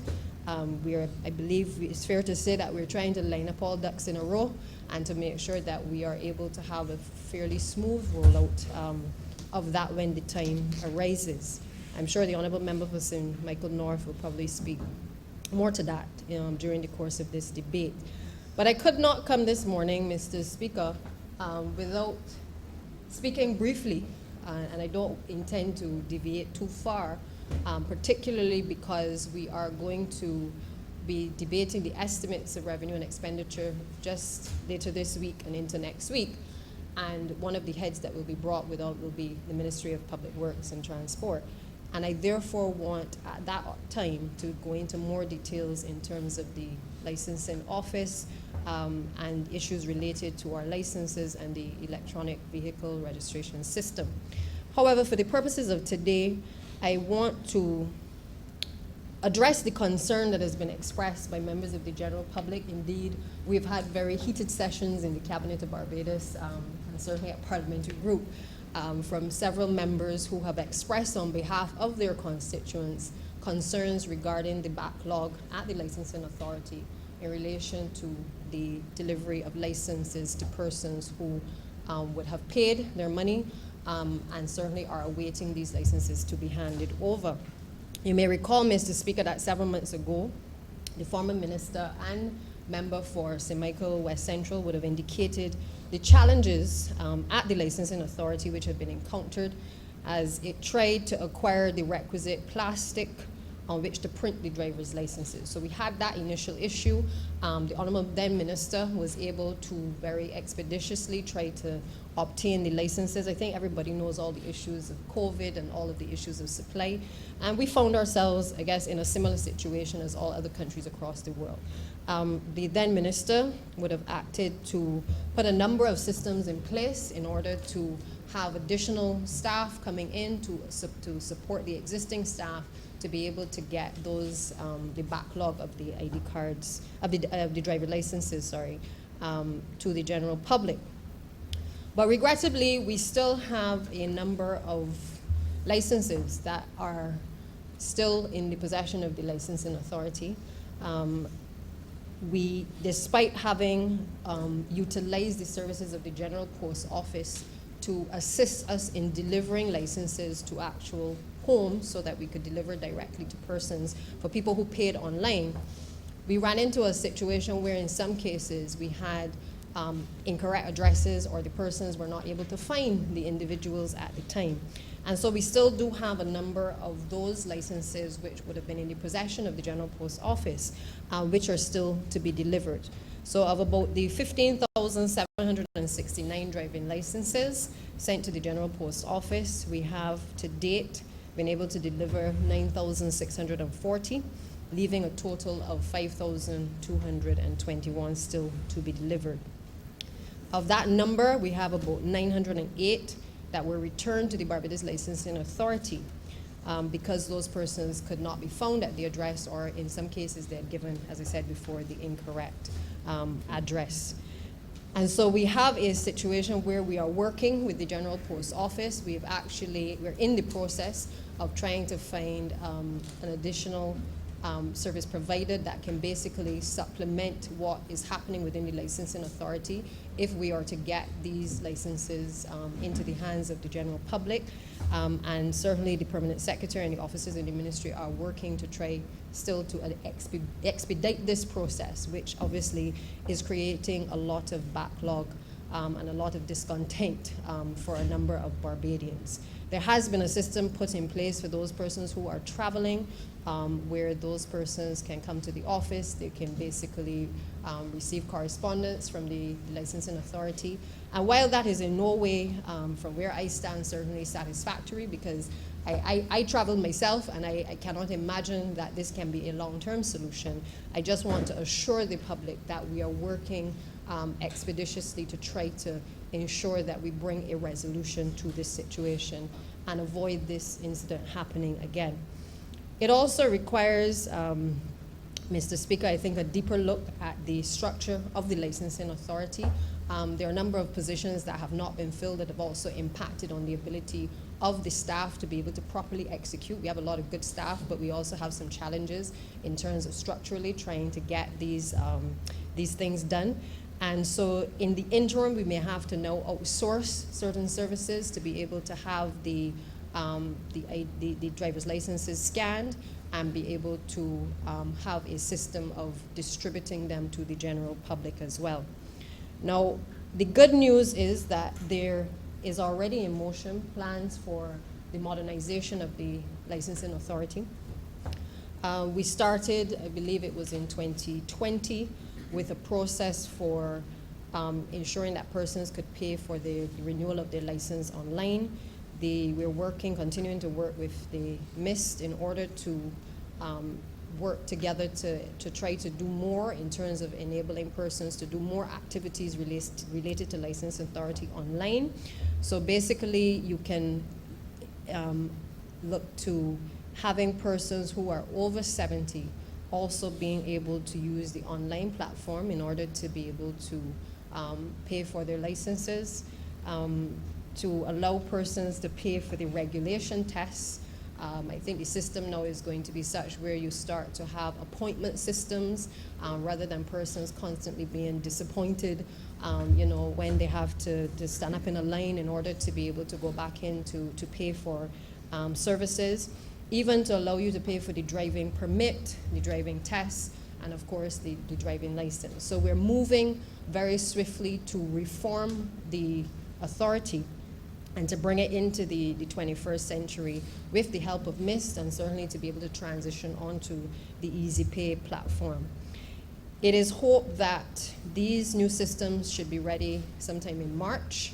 I would like to say in terms of the testing, probably in mid-March, with a full rollout by April.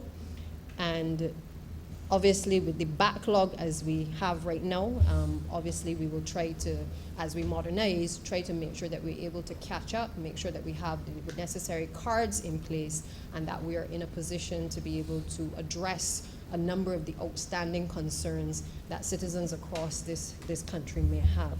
I have heard the cries. We've been talking about the electronic vehicle registration system. That is moving along very swiftly. That should also shortly be rolled out. When people we talk about what is coming, oftentimes the criticism is, but you haven't fixed the licenses yet. And so I too am one that is always saying to the staff, but we didn't fix the licenses yet. We got to fix the licenses before we start talking big and bold about all the other things that are coming. Because if we don't solve the basic problems for people, there's no amount of telling people that you're modernizing that is going to make any difference to Barbadians. And so that commitment I give you, that we are working on the element of the driver's licenses, but we can't stand still either.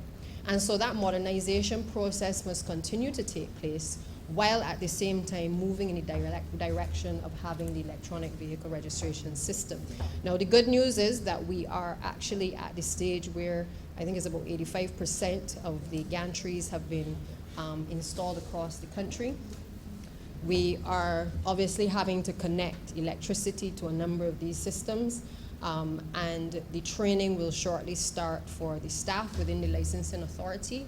There are a number of individuals as well who will have the opportunity to participate in working in the program.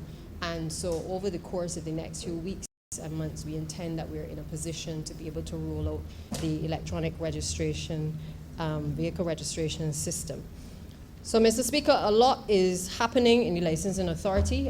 As I said, I can't give certainty at this point in relation to timelines. I know that we're working with all of the partners to be able to get the driver's licenses into the hands of the general public. Persons can listen out for the notifications as to when to collect, because as we are able to scan and prepare the licenses, the intention is to communicate with those persons who have been waiting so that they can have appointed days and times where they can come to the various post offices. And also we've investigated as well, looking at possibility in respective parishes to be able to do those deliveries. So again, I regret the inconvenience that has been caused to a number of Barbadians, but just to give the assurance to the public that the issue is being dealt with and that we hope to be able to wrestle this to the ground within the course of the next few days. So, Mr. Speaker, as I said earlier, we will address a number of the other issues in relation to the ministry in the upcoming estimates, but I therefore want to move that this bill be read a second time. Question is that the aforementioned bill. I remember. Be read a second time.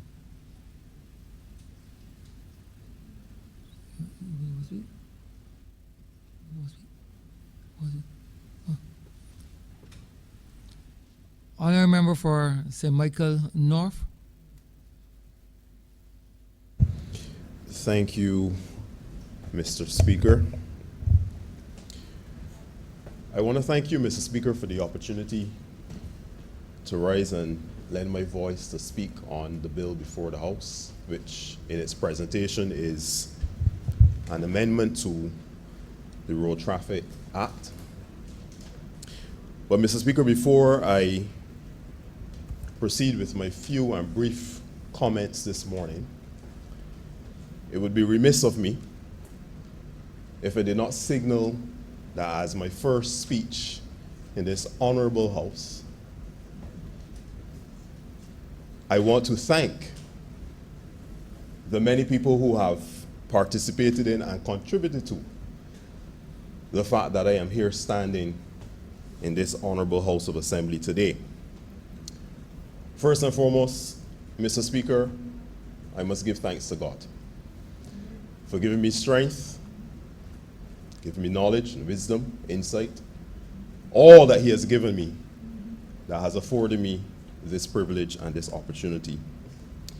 I want to thank, of course, my family for their unwavering support over these many years, their guidance, words of advice, and for their love, for their patience, and for all that they have provided me with in this journey. Of course, we're still fresh on the heels of a campaign and an election, so I want to thank my campaign management team that would have contributed to me being able to succeed at the polls, and now to stand in this honorable house. Of course, I extend appreciation to our political leader, our General Secretary, all of the BLP family that would have supported my journey and would have continued and continue to support me even as I stand here today. But last and certainly not least, I want to give a special, deep, and from my heart appreciation and thank you to the people of St. Michael North, my people in St. Michael North, the good people of St. Michael North.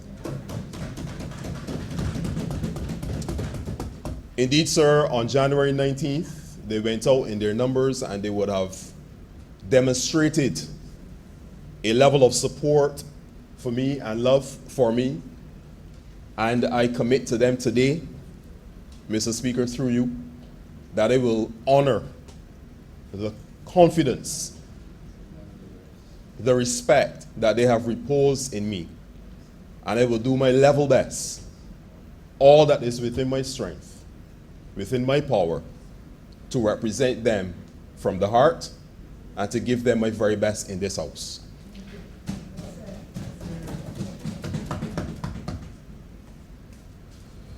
Mr. Speaker, this is an honor that I do not take lightly. I'm actually humbled by it because my journey to this house has not been typical. It has not been your usual journey. I remember growing up in the very same St. Michael North at 2G Nursery Lane, Eden Lodge, St. Michael. And I often tell persons that whilst I grew up in an environment where it can be easily characterized as being of poor and humble beginnings, my mother would not have allowed us to think of ourselves as anything less than. She would not allow us to perceive of ourselves of lacking.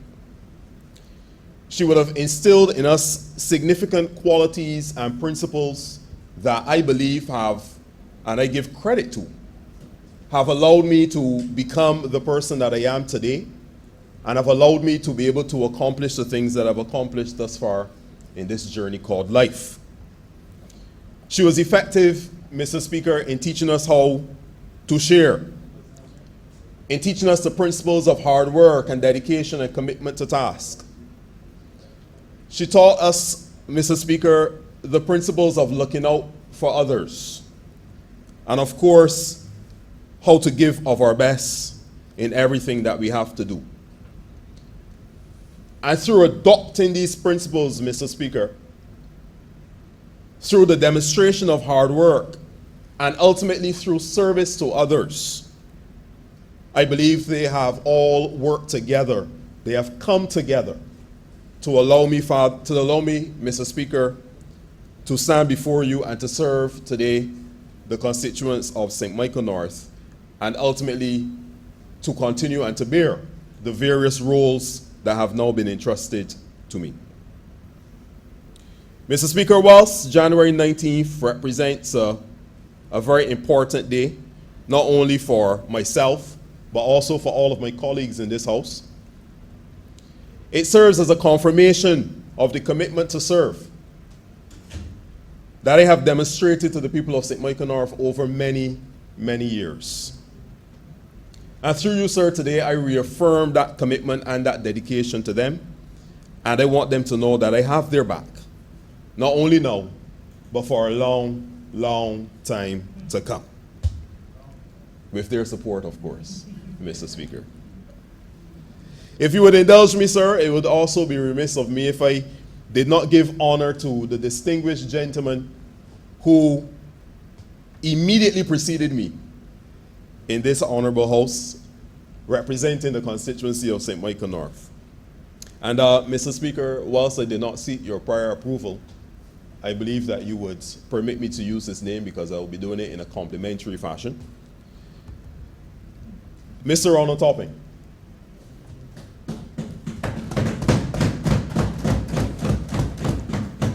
Sir, as you will know, Mr. Toppin served with distinction in the capacity of Member of Parliament for St. Michael North for 27 years. 27 unbroken years.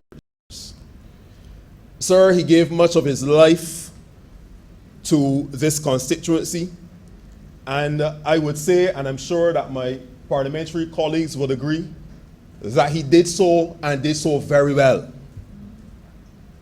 So I would want to, as I stand here today, to take this opportunity to salute him and to also let the record of this parliament reflect our appreciation to him for his dedication and for his stewardship as he led the banner representing the constituency and the good people of the constituency of St. Michael North. And even as I do this, sir, I am mindful of the fact that him and his family are currently in a time of mourning, having lost his mother just over a week ago. So I would want to again extend, on the behalf of my family, on the behalf of this parliament, if I be so presumptuous to do, on behalf of the constituents and the good people of St. Michael North and the branch of the St. Michael North BLP constituency, to extend sincere and deep condolences and sympathies to Mr. Toppin, his family, his loved ones, his friends, and all those who knew their mother, and pledge our continued support and prayers for them during this most difficult time.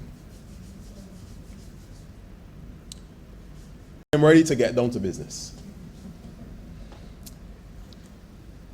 Before the House today is a bill to amend the Road Traffic Act, and whilst this bill on the surface appears quite simple in its presentation, I believe it represents yet another positive and integral step in our country's drive towards its development, towards progress.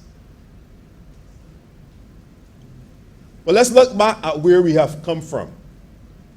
In the bill that's before us, it speaks to the driver's license. And Mr. Speaker, like yourself, I remember being a young boy growing up, and I was excited with the prospect of turning 16 years old. And there was a reason why I was excited by this prospect, because that's when you would be able to have the opportunity to apply for a learner's permit, go through the process of learning to drive, hopefully, for some of us, be able to pass the driver's license exam. I know some of my honourable members may have shared the fortune of some of my friends and some of my constituents in St. Michael North, where you may not have passed on the first time. You may not even have passed on the second time. I know, Mr. Speaker, some people who went at it 4 and 5 times. So, Mr. Speaker, I looked forward at that tender age to having the opportunity, because for me at 16 and having the ability to drive or to control a vehicle, it was something that spoke to a step into adulthood. And it was also something that allowed us a certain measure of freedom, which at that age, I believe all of us would have wanted. I remember going through the process and acquiring my license, and they gave a little red book, Mr. Speaker. I remember this little red book well. Each time I renewed my license on a yearly basis, they would take that receipt that they issued, and the cashier at Licensing Authority would staple the receipt inside this red book. Over many years of this process, this red book became very bulky, Mr. Speaker. And I'm sure many persons would have had books that were tattered and torn. In many cases, you could not even carry it very easily with you because it was so big and bulky. There wasn't many spaces where you could stick it. So we remember what that was back then. We also know, Mr. Speaker, that over the process of time and through progress and advancement, we were able to bring that red book to an end. And we now know that there is what we commonly refer to as a plastic ID driver's license, a plastic driver's license. And the plastic driver's license was far superior to the Little Red Book.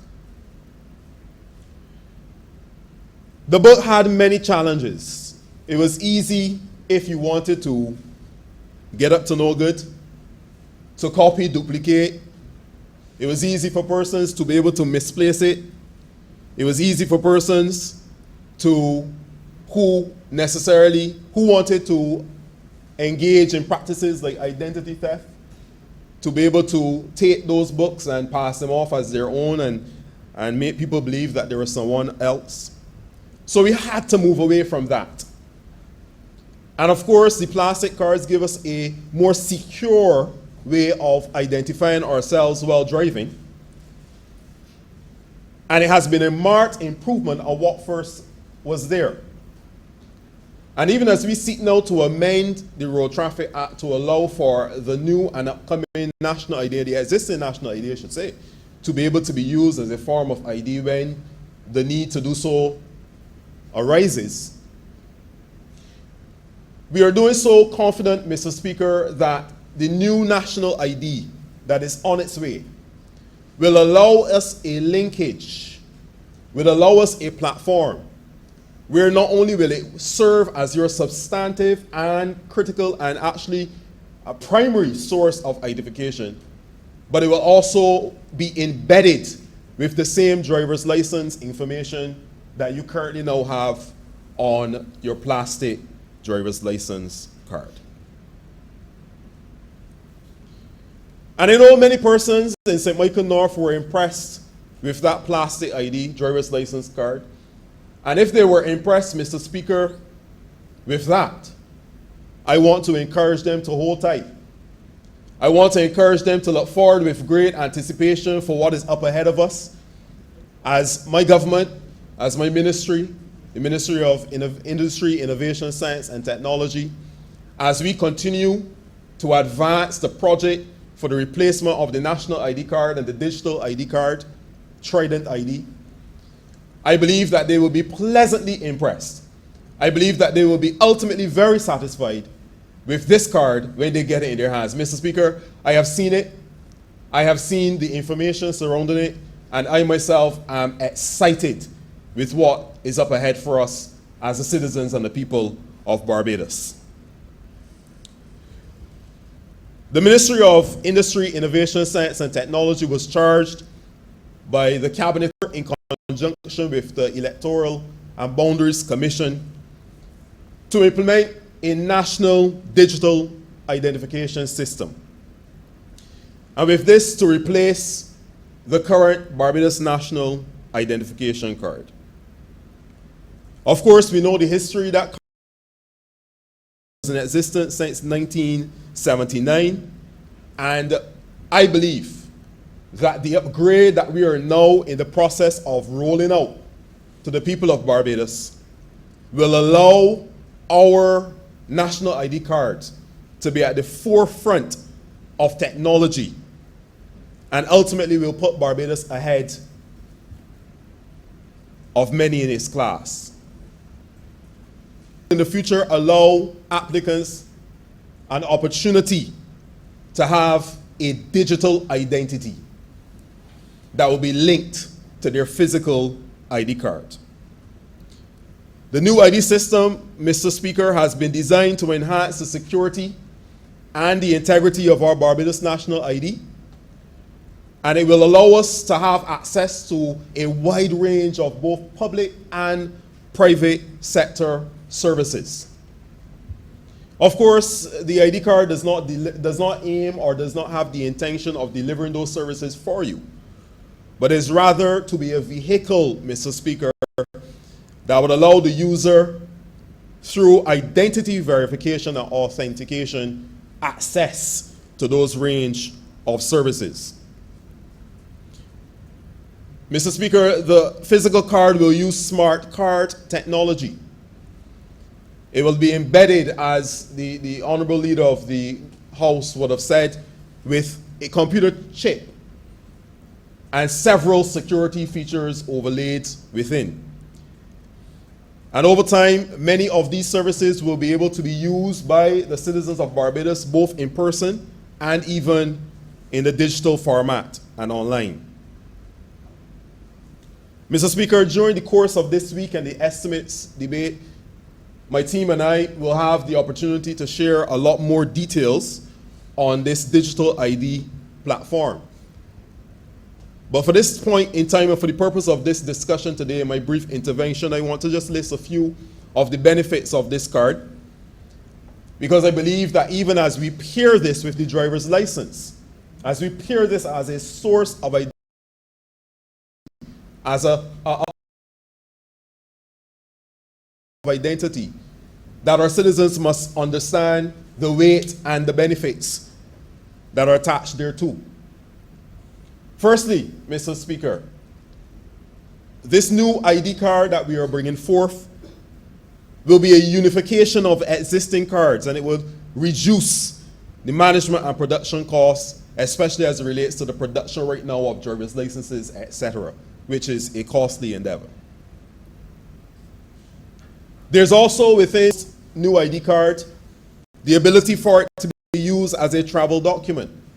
And of course, Mr. Speaker, this is in alignment with the design that has been approved by the International Civil Aviation Organization standards, so that this document, this ID, can now be used as a travel document. In addition, another benefit is that it will be able to act as a single source of identity for transactions, which currently require applicants to produce multiple documents from several different sources. And I will say to you, Mr. Speaker, that having worked, I spent some time within the financial services sector of this country, that must please the ears of many a banker, many a credit unionist, because it would allow for them, instead of having requirements for several pieces of ID, even down to a birth certificate cases, that now you will have an authorized, a credible, single source of identification as approved by not only the government of Barbados, but by the financial services sector of this country. Of course, Mr. Speaker, and I will be able to expand on this even more as we come into the estimates discussions during the course of this week, this same card will, at one point in time in the very near future, we are believing and we are working towards, allow tap and go access to certain services. So I want my people in St. Michael North to appreciate and to have in their mind's eye a time of getting on a transport board bus, not having to have a pocket full of coins or cash, but being able to take out their national ID card and tap it on a mechanism and board their bus. Mr. Speaker, we are not talking about the future, we're talking about the present. And this is what my government is working assiduously towards bringing to our current reality. Mr. Speaker, the digital ID card, the national ID card, is also designed to facilitate a range of activities, especially as it relates to e-commerce, internet banking, and e-communications. Services will take some time to come on board, and it's going to be based on numbers of cards issued, so they may not be rolled out immediately as the cards are launched. But as we get those cards into the hands of significant numbers of our citizens during that rollout process, many of these services will come on board as time progresses. Mr. Speaker, as I come down to the close of my discussion this morning, my presentation, it is this new Trident ID card will be launched during this first quarter of 2022. And I can assure the House through you, Mr. Speaker, that this project is at an extremely advanced stage of its development. And we are confident that, barring no unforeseen circumstances, that we shall be well able to deliver this exciting new Trident ID card in the coming months. Most of the technical work, Mr. Speaker, has been completed, and my technical team is currently in the phase of beta testing all of the technical aspects of the solution to ensure that we have compliance with international data security standards. And Mr. Speaker, may I assure this House and the people of Barbados by extension and through you that we are checking every detail connected with this card. We want to ensure that it is not just pretty. We want to ensure that it is not just useful and that our citizens feel good having it in their possession, but we want to ensure that it is robust in its security and that it is resilient as well in all of these features so that they can feel extremely safe and secure in having and using this ID whenever they do receive it. And on this note, Mr. Speaker, I wish to publicly thank my entire ministry team and, of course, the specific and dedicated project management team that has been working assiduously on this national and digital ID project. And I am extremely excited once again, Mr. Speaker, for what is up ahead of us for all the citizens of this wonderful country. And even as I say that, I want to take this time to now congratulate and thank as well the former Minister of MIS, who is now the Member of Parliament for the constituency, for the hard work and the tremendous dedication and the progress that would have been experienced and seen and observed even as she held and led this ministry before my opportunity to assume leadership thereof. So I want to applaud her at this time. So, Mr. Speaker, in closing, I wish to put on record my full support for the amendment that is before the House this morning. And I see it as a part of the legislative process that is really concerned with this idea of facilitation, business facilitation, the facilitation of our citizens and their access to e-services and their access not only to e-services but access to their government. And in this particular case, being able to assure any authorities of their identity. I believe, Mr. Speaker, that we are working towards a technologically advanced and mature Barbados. A mature Barbados where our citizens will be able to have access to some of the latest and the most connected and useful pieces of technology, even in the form of their very ID card and their very driver's license that they carry in their wallets and their purses. So, Mr. Speaker, with these few words, I want to thank you for the opportunity. I'm obliged.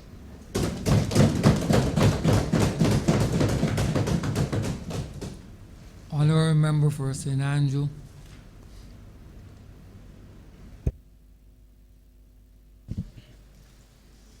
Thank you, Mr. Speaker.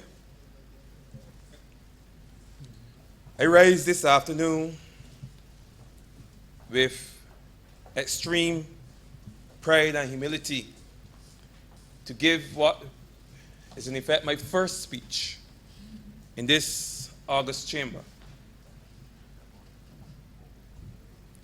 I too want to start by thanking the good people of St. Andrew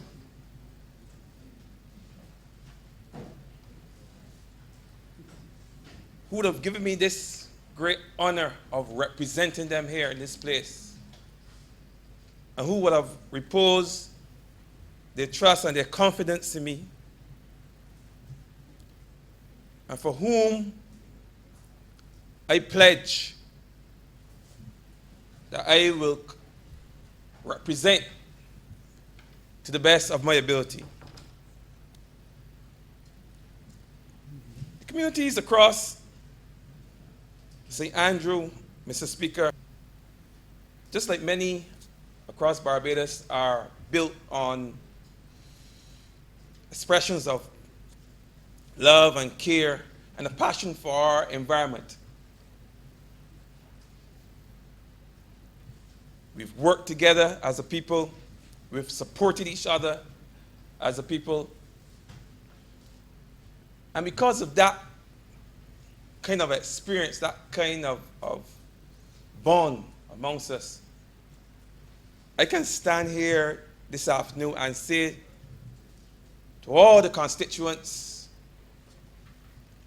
of St. Andrew, those who would have supported me, those who would have voted for me, and those who voted against me, that as long as I have breath in my body, and as long as you will have me, I will continue to fight for the betterment, for the improvement of the lives of all the people of the constituency of St. Andrew. And I want to include, just to break it down, the ones in St. Thomas, the parts of St. Joseph, the parts of St. Peter, and the parts of St. James that consist the constituency of St. Andrew, all of St. Andrew, including those that I share with my friend and neighbor to the east, St. Joseph. It would be remiss of me to not mention my mentor,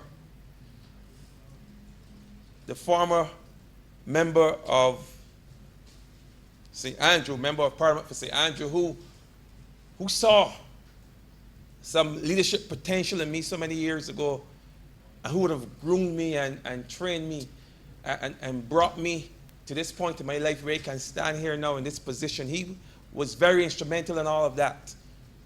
I want to thank him publicly. I've done it many times before, but I want the record to show that I thank him here in this place for all that he has done for me and all that he has done for the good people of St. Andrew. And I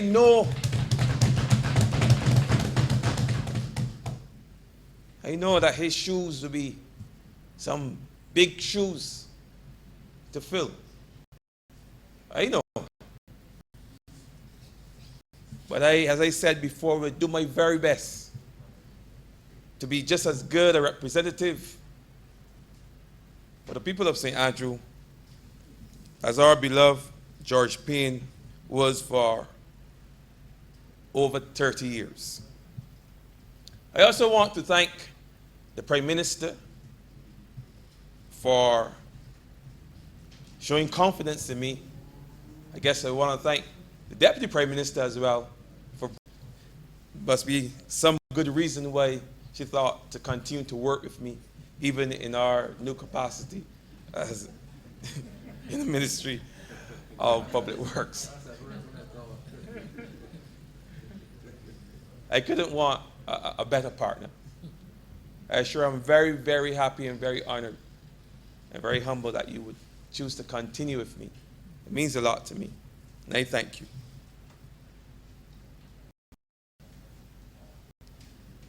Mr. Speaker, I want to add my voice to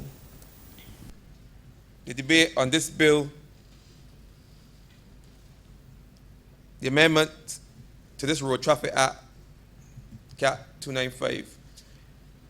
That was mentioned before, is a very simple amendment. In fact,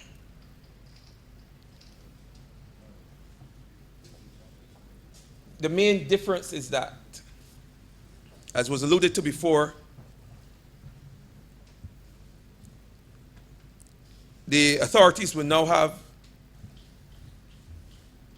the power to request, and most importantly, persons can use the IDs that was issued under the Barbados Identity Management Act 2021. They can use that as a proxy or in place of their driver's license. And this, it does two things I can think about right now. Other than being a convenience for those in the driving public, I think it also allows for authorities, whether it be police, or officials from the Ministry of NTW, traffic inspectors,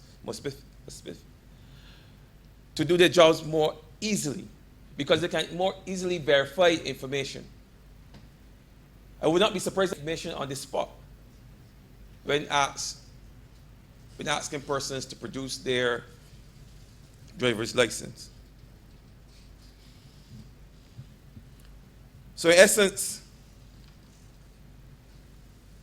it not only makes the work of the authorities easier, but it also forms an important part of that transformative agenda that we have alluded to here today and we've been talking about as a government during this particular administration and in the previous administration, where we are looking to make governance in this country smarter, where we are looking to make conducting of business in this country, both in the private and public sector, easier.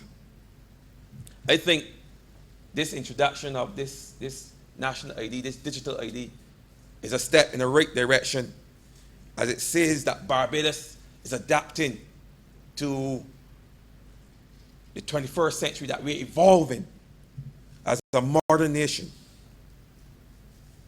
And I remember, just like the member for St. Michael North, my experiences with the old license. I'm not even going to go as far back as the red one. I can use the one that we currently use. I traveled to overseas some time ago. I was visiting another house of parliament, and the entrance, they asked for your driver's license or your ID. Oh, I didn't even bother to take out my Barbados ID. I thought that would have been a waste of time. It would have been embarrassing. But I reached for my driver's license. And the young lady took it from me very politely. She smirked, and she gave me it back. She said, I think you should probably get your passport. But everyone in that line was a tourist just like me, and I saw that they took the identification cards, they either tapped it or swiped it, and they were allowed through because they had modern identification cards. And I'm pleased that Barbados now is poised to be going in that direction, where we are modernizing that. I mean, I know that the old driver's license was a source of embarrassment for many of Barbadians traveling overseas just years ago, and many were happy, extremely happy to see the back of that old thing. And many would be very happy to see the back of the old, outdated, laminated ID card as well. But, Mr. Speaker, all of these new and fancy innovations will mean very little for those of us who live in rural spaces, who are still grappling with a terrible and desperately diminished road network. And I would not miss this opportunity, Mr. Speaker, to speak briefly about the conditions of the roads in the rural parts of Barbados. As the member for St. Michael South East alluded to, these things mean nothing to the average man. These fancy new things, this technology, means nothing to the average man. If the vehicle that you're driving, you have to spend thousands of dollars repairing because the roads are no good. Because the roads are full of potholes still, or they're wavy and bumpy. These things means nothing. It's just talk. But I'm happy that just last week, Mr. Speaker, our Prime Minister, she would have signed a framework agreement paving the way for approval of a loan from the Export-Import Bank of China, which would fund the rehabilitation of 224 roads in the kilometers of road in the Scotland district, or 56 roads to be more specific, to the tune of 230 million Barbados dollars. And that's where I want to turn my attention to, Mr. Speaker. When the Prime Minister signed that, at the signing ceremony, when she was signing that agreement, she made mention of the Scotland district. She made mention of the East Coast. I think at some point she said something along the lines that that part of Barbados, it is that part of place that most people are proud of because it represents perhaps the most beautiful example of what this country has to offer in terms of pristine beauty. I'm paraphrasing, but she said words to that effect. And she did not specify the part of the Scotland district that she was referring to, but those of us who heard and those of us who knew that she was referring to St. Andrew. She said the East Coast. She was being fair to our colleagues in St. Joseph and St. Thomas and St. John. I know she was. That's the type of person that she is. But I know that she was referring to the beautiful parish of St. Andrew. So, but I'm glad, I'm happy regardless, that us in the rural parts of Barbados, in the rural spaces, are seeing that type of interest being paid to our concerns. And I'm glad that this government is paying attention and working assiduously to address some of the issues that are peculiar to rural spaces. I mean, I'm talking not only about issues as it relates to roads, because as a member for St. Michael, Southeast, and a member for St. Lucie, and a member for St. Peter, can tell you that in the north of the country we have concerns that are alien to people living in other parts of Barbados. I mean, as it relates, these are concerns as it relates to water availability and water quality issues. Things that even me that live in the north, but yet in the central part of the country, never knew about. Never saw before in real life. But these are some of the concerns that impact the lives of people in the northern parts of this country. And I'm glad that this government is working hard to ensure that not only the issues as it relates to the roads, which is very important, but those other issues that speak to the health and in some cases the dignity of the good people in the rural parts of this country are addressed and being addressed as a matter of urgency. And I want to commend the new Minister of Transport and Works and Water Resources for the way that she has taken the bull by the horn, so to speak. She has not sat down and depended on reports, but she has gotten out there every week, hit the roads, meeting people, talking to real people, engaging people, explaining to people. I've done it too. We've both done it. I give credit to her.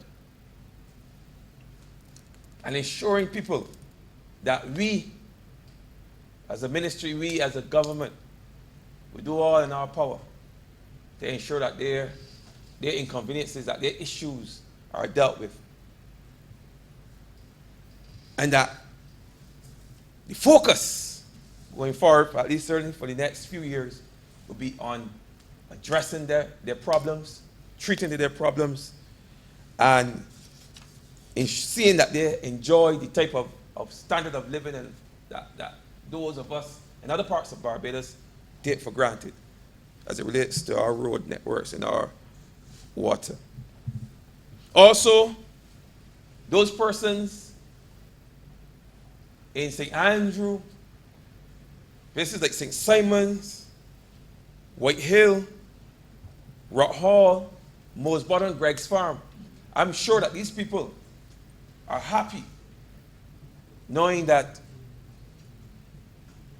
soon their concerns of their houses slipping into the gully or their roads being destroyed or slipping away, being damaged by corrosion, will soon be a thing of the past because of the efforts being made by this government and because of that agreement that was recently signed with the XM Bank to fix all those roads, to rehabilitate all those roads that have been problematic for so many years in that part of Barbados.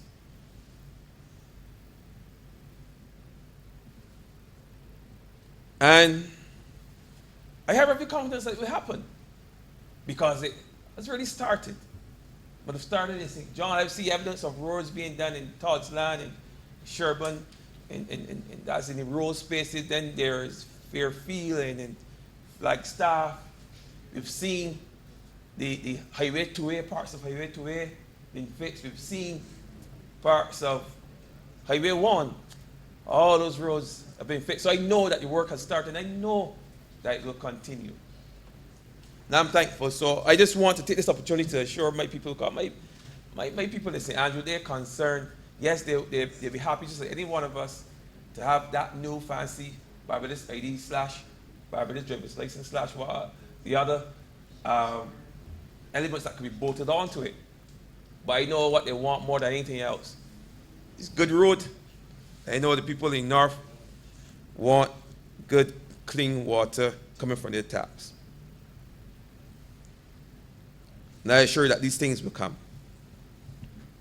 I just felt I had to say those things. They were important. But just to get back to the bill being debated this afternoon, all I can say is that this government has always been a responsive government, and this bill is just part of that effort to create more robust systems that will allow not only for an ease of doing business within the public sector, but also within the private space as well, within the private sector. And those ordinary Barbadians,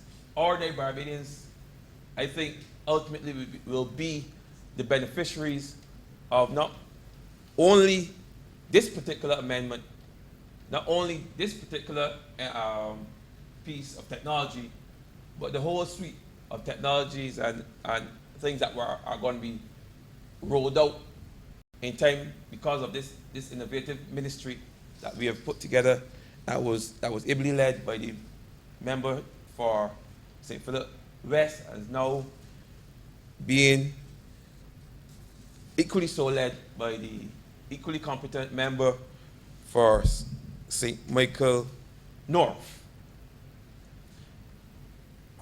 So I want to, as I close, associate myself with the words of my colleagues in supporting this particular amendment. Mr. Speaker, this is only just part of what we can expect and what the people of Barbados can expect. And with those few words, I'm obliged. Honourable Member for St. Michael Southeast. Thank you, Mr. Speaker. I would have to say that my heart is filled with joy listening to the presentations of both honourable members, member for St. Michael North and also the member for St. Andrew, giving their maiden speeches and speaking certainly on this particular bill. I'm particularly pleased because the member for St. Michael North has demonstrated a very sound understanding of the area already, is batting as though he has been in that position for such a long time. I know he also has some big shoes to fill. But I think that he has done so exceptionally this morning, and and to his credit. And also the Honourable Member for St. Andrew as well, who I am exceptionally proud of because he has been in my shadow in the Ministry of Education. Sometimes you don't realize what people have in them until they have that space and that opportunity to shine. And I feel as though a lot of our younger members are now getting that opportunity and that space to be able to be themselves and to grow into their own. For me, I feel very good because I know what that feeling is like when you finally reach the House of Parliament and you are here in your own right, representing your constituents, and you have that opportunity to be able to speak on behalf of the people who have vested the responsibility in you to speak on their behalf. And so I want to thank both honourable members, and I look forward to the contributions not only of yourselves but also of all young honourable members as well in the future.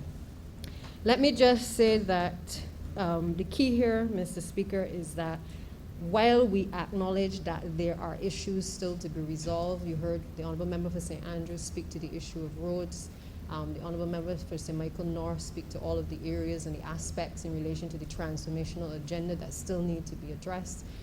This government cannot sit on its laurels and do nothing. And therefore, while we are actively trying to address the problems, we also still have to plan for the future. And so I know when this Barbados ID card was even first talked about, there was a lot of concern. Why are we focusing on this now? We're in the middle of a pandemic, why are we going there? And we didn't back down as a government. We said, no, this is what we want to do. Whenever we come out of the ashes of the COVID pandemic, we must be in a position to do what the people of this country vested us with the power to do, which is to transform Barbados in as wholesome a way as possible. And so, Mr. Speaker, I therefore again want to pledge that we are working assiduously in relation to the licensing office to ensure that we are able to deal with the backlog of the driver's licenses and to assure the general public that we understand the concerns that have been expressed. And as the member for St. Andrew has indicated, both of us are out there listening to the concerns as we did in education to be able to get to the root of the problem, because no amount of technology, no amount of transformation that we intend to do is going to mean anything unless we fix the small issues. So whether it is water or whether we have a responsibility to fix the niggling issues in our Barbadian society so that Barbadians feel as though they are benefiting from the programs and the policies that we are in the process of implementing. So yes, we will do the multi-million-dollar roads, but we're going to make sure that we also ensure that the community roads are done. And equally, we've got to make sure that we move towards an electronic registration system, but we also have to make sure that we get the basic things like the ID cards into the hands of Barbadians as well in a timely manner also. So with those few words, Mr. Speaker, I therefore beg to move that Your Honor beg to move the second reading. That the bill be read a second time. The question is that the aforementioned bill be read a second time. All those honourable members in favor, please say aye. Those against, please say no. Me think the ayes have it.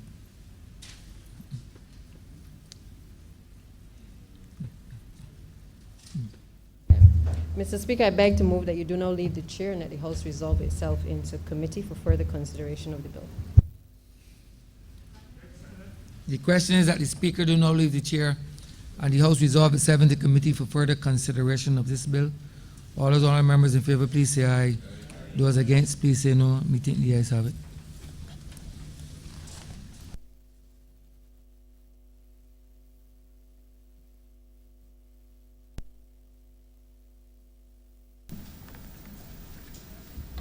This House is in committee.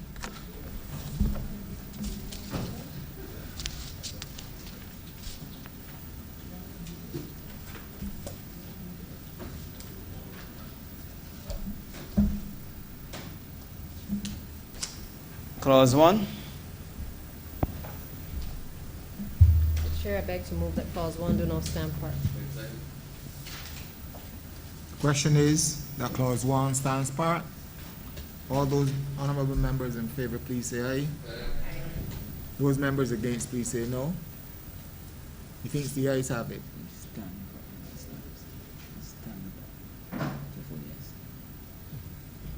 Clause 2. Mr. Chair, I beg to move that clause 2 do not stand part.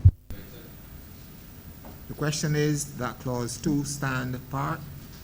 All those honorable members in favor, please say aye. All those members against, please say no. Methinks the ayes have it. Clause 3. Mr. Chair, I beg to move that clause 3 do not stand part. The question is that clause 3 stands part. All those honorable members in favor, please say aye. Those members against, please say no. Thinks the ayes have it. Mr. Chair, I beg to move that clause 4 do not stand part. The question is that clause 4 stands part. All those honorable members in favor, please say aye. Those members against, please say no. Methinks the ayes have it. Schedule. Mr. Chair, I beg to move that the schedule be the schedule to the bill. The question is that the schedule be the schedule to the bill.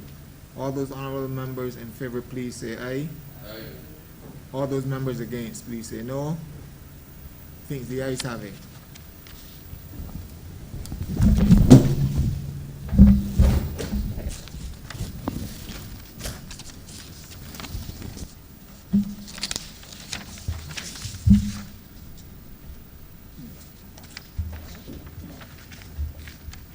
Mr. Chair, I beg to move that you do not report to His Honor the Speaker the passing of one bill in committee.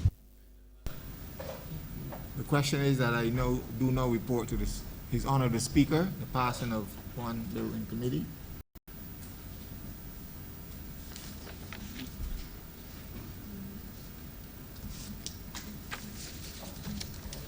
All those honorable members in favor, please say aye. All those members against, please say no. Thinks the ayes have it.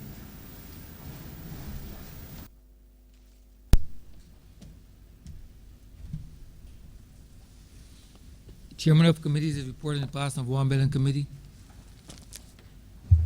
Mr. Speaker, I beg to move that this bill be read a third time. The question is that the bill be read a third time. All those honorable members in favor, please say aye. Those against, please say no. Me think the ayes have it. Mr. Speaker, I beg to move that this bill be now passed and cited as the Road Traffic Amendment Act 2022. The question is that the bill be passed and so cited. All those honorable members in favor, please say aye. Those against, please say no. Me think the ayes have it. This bill is passed and so cited.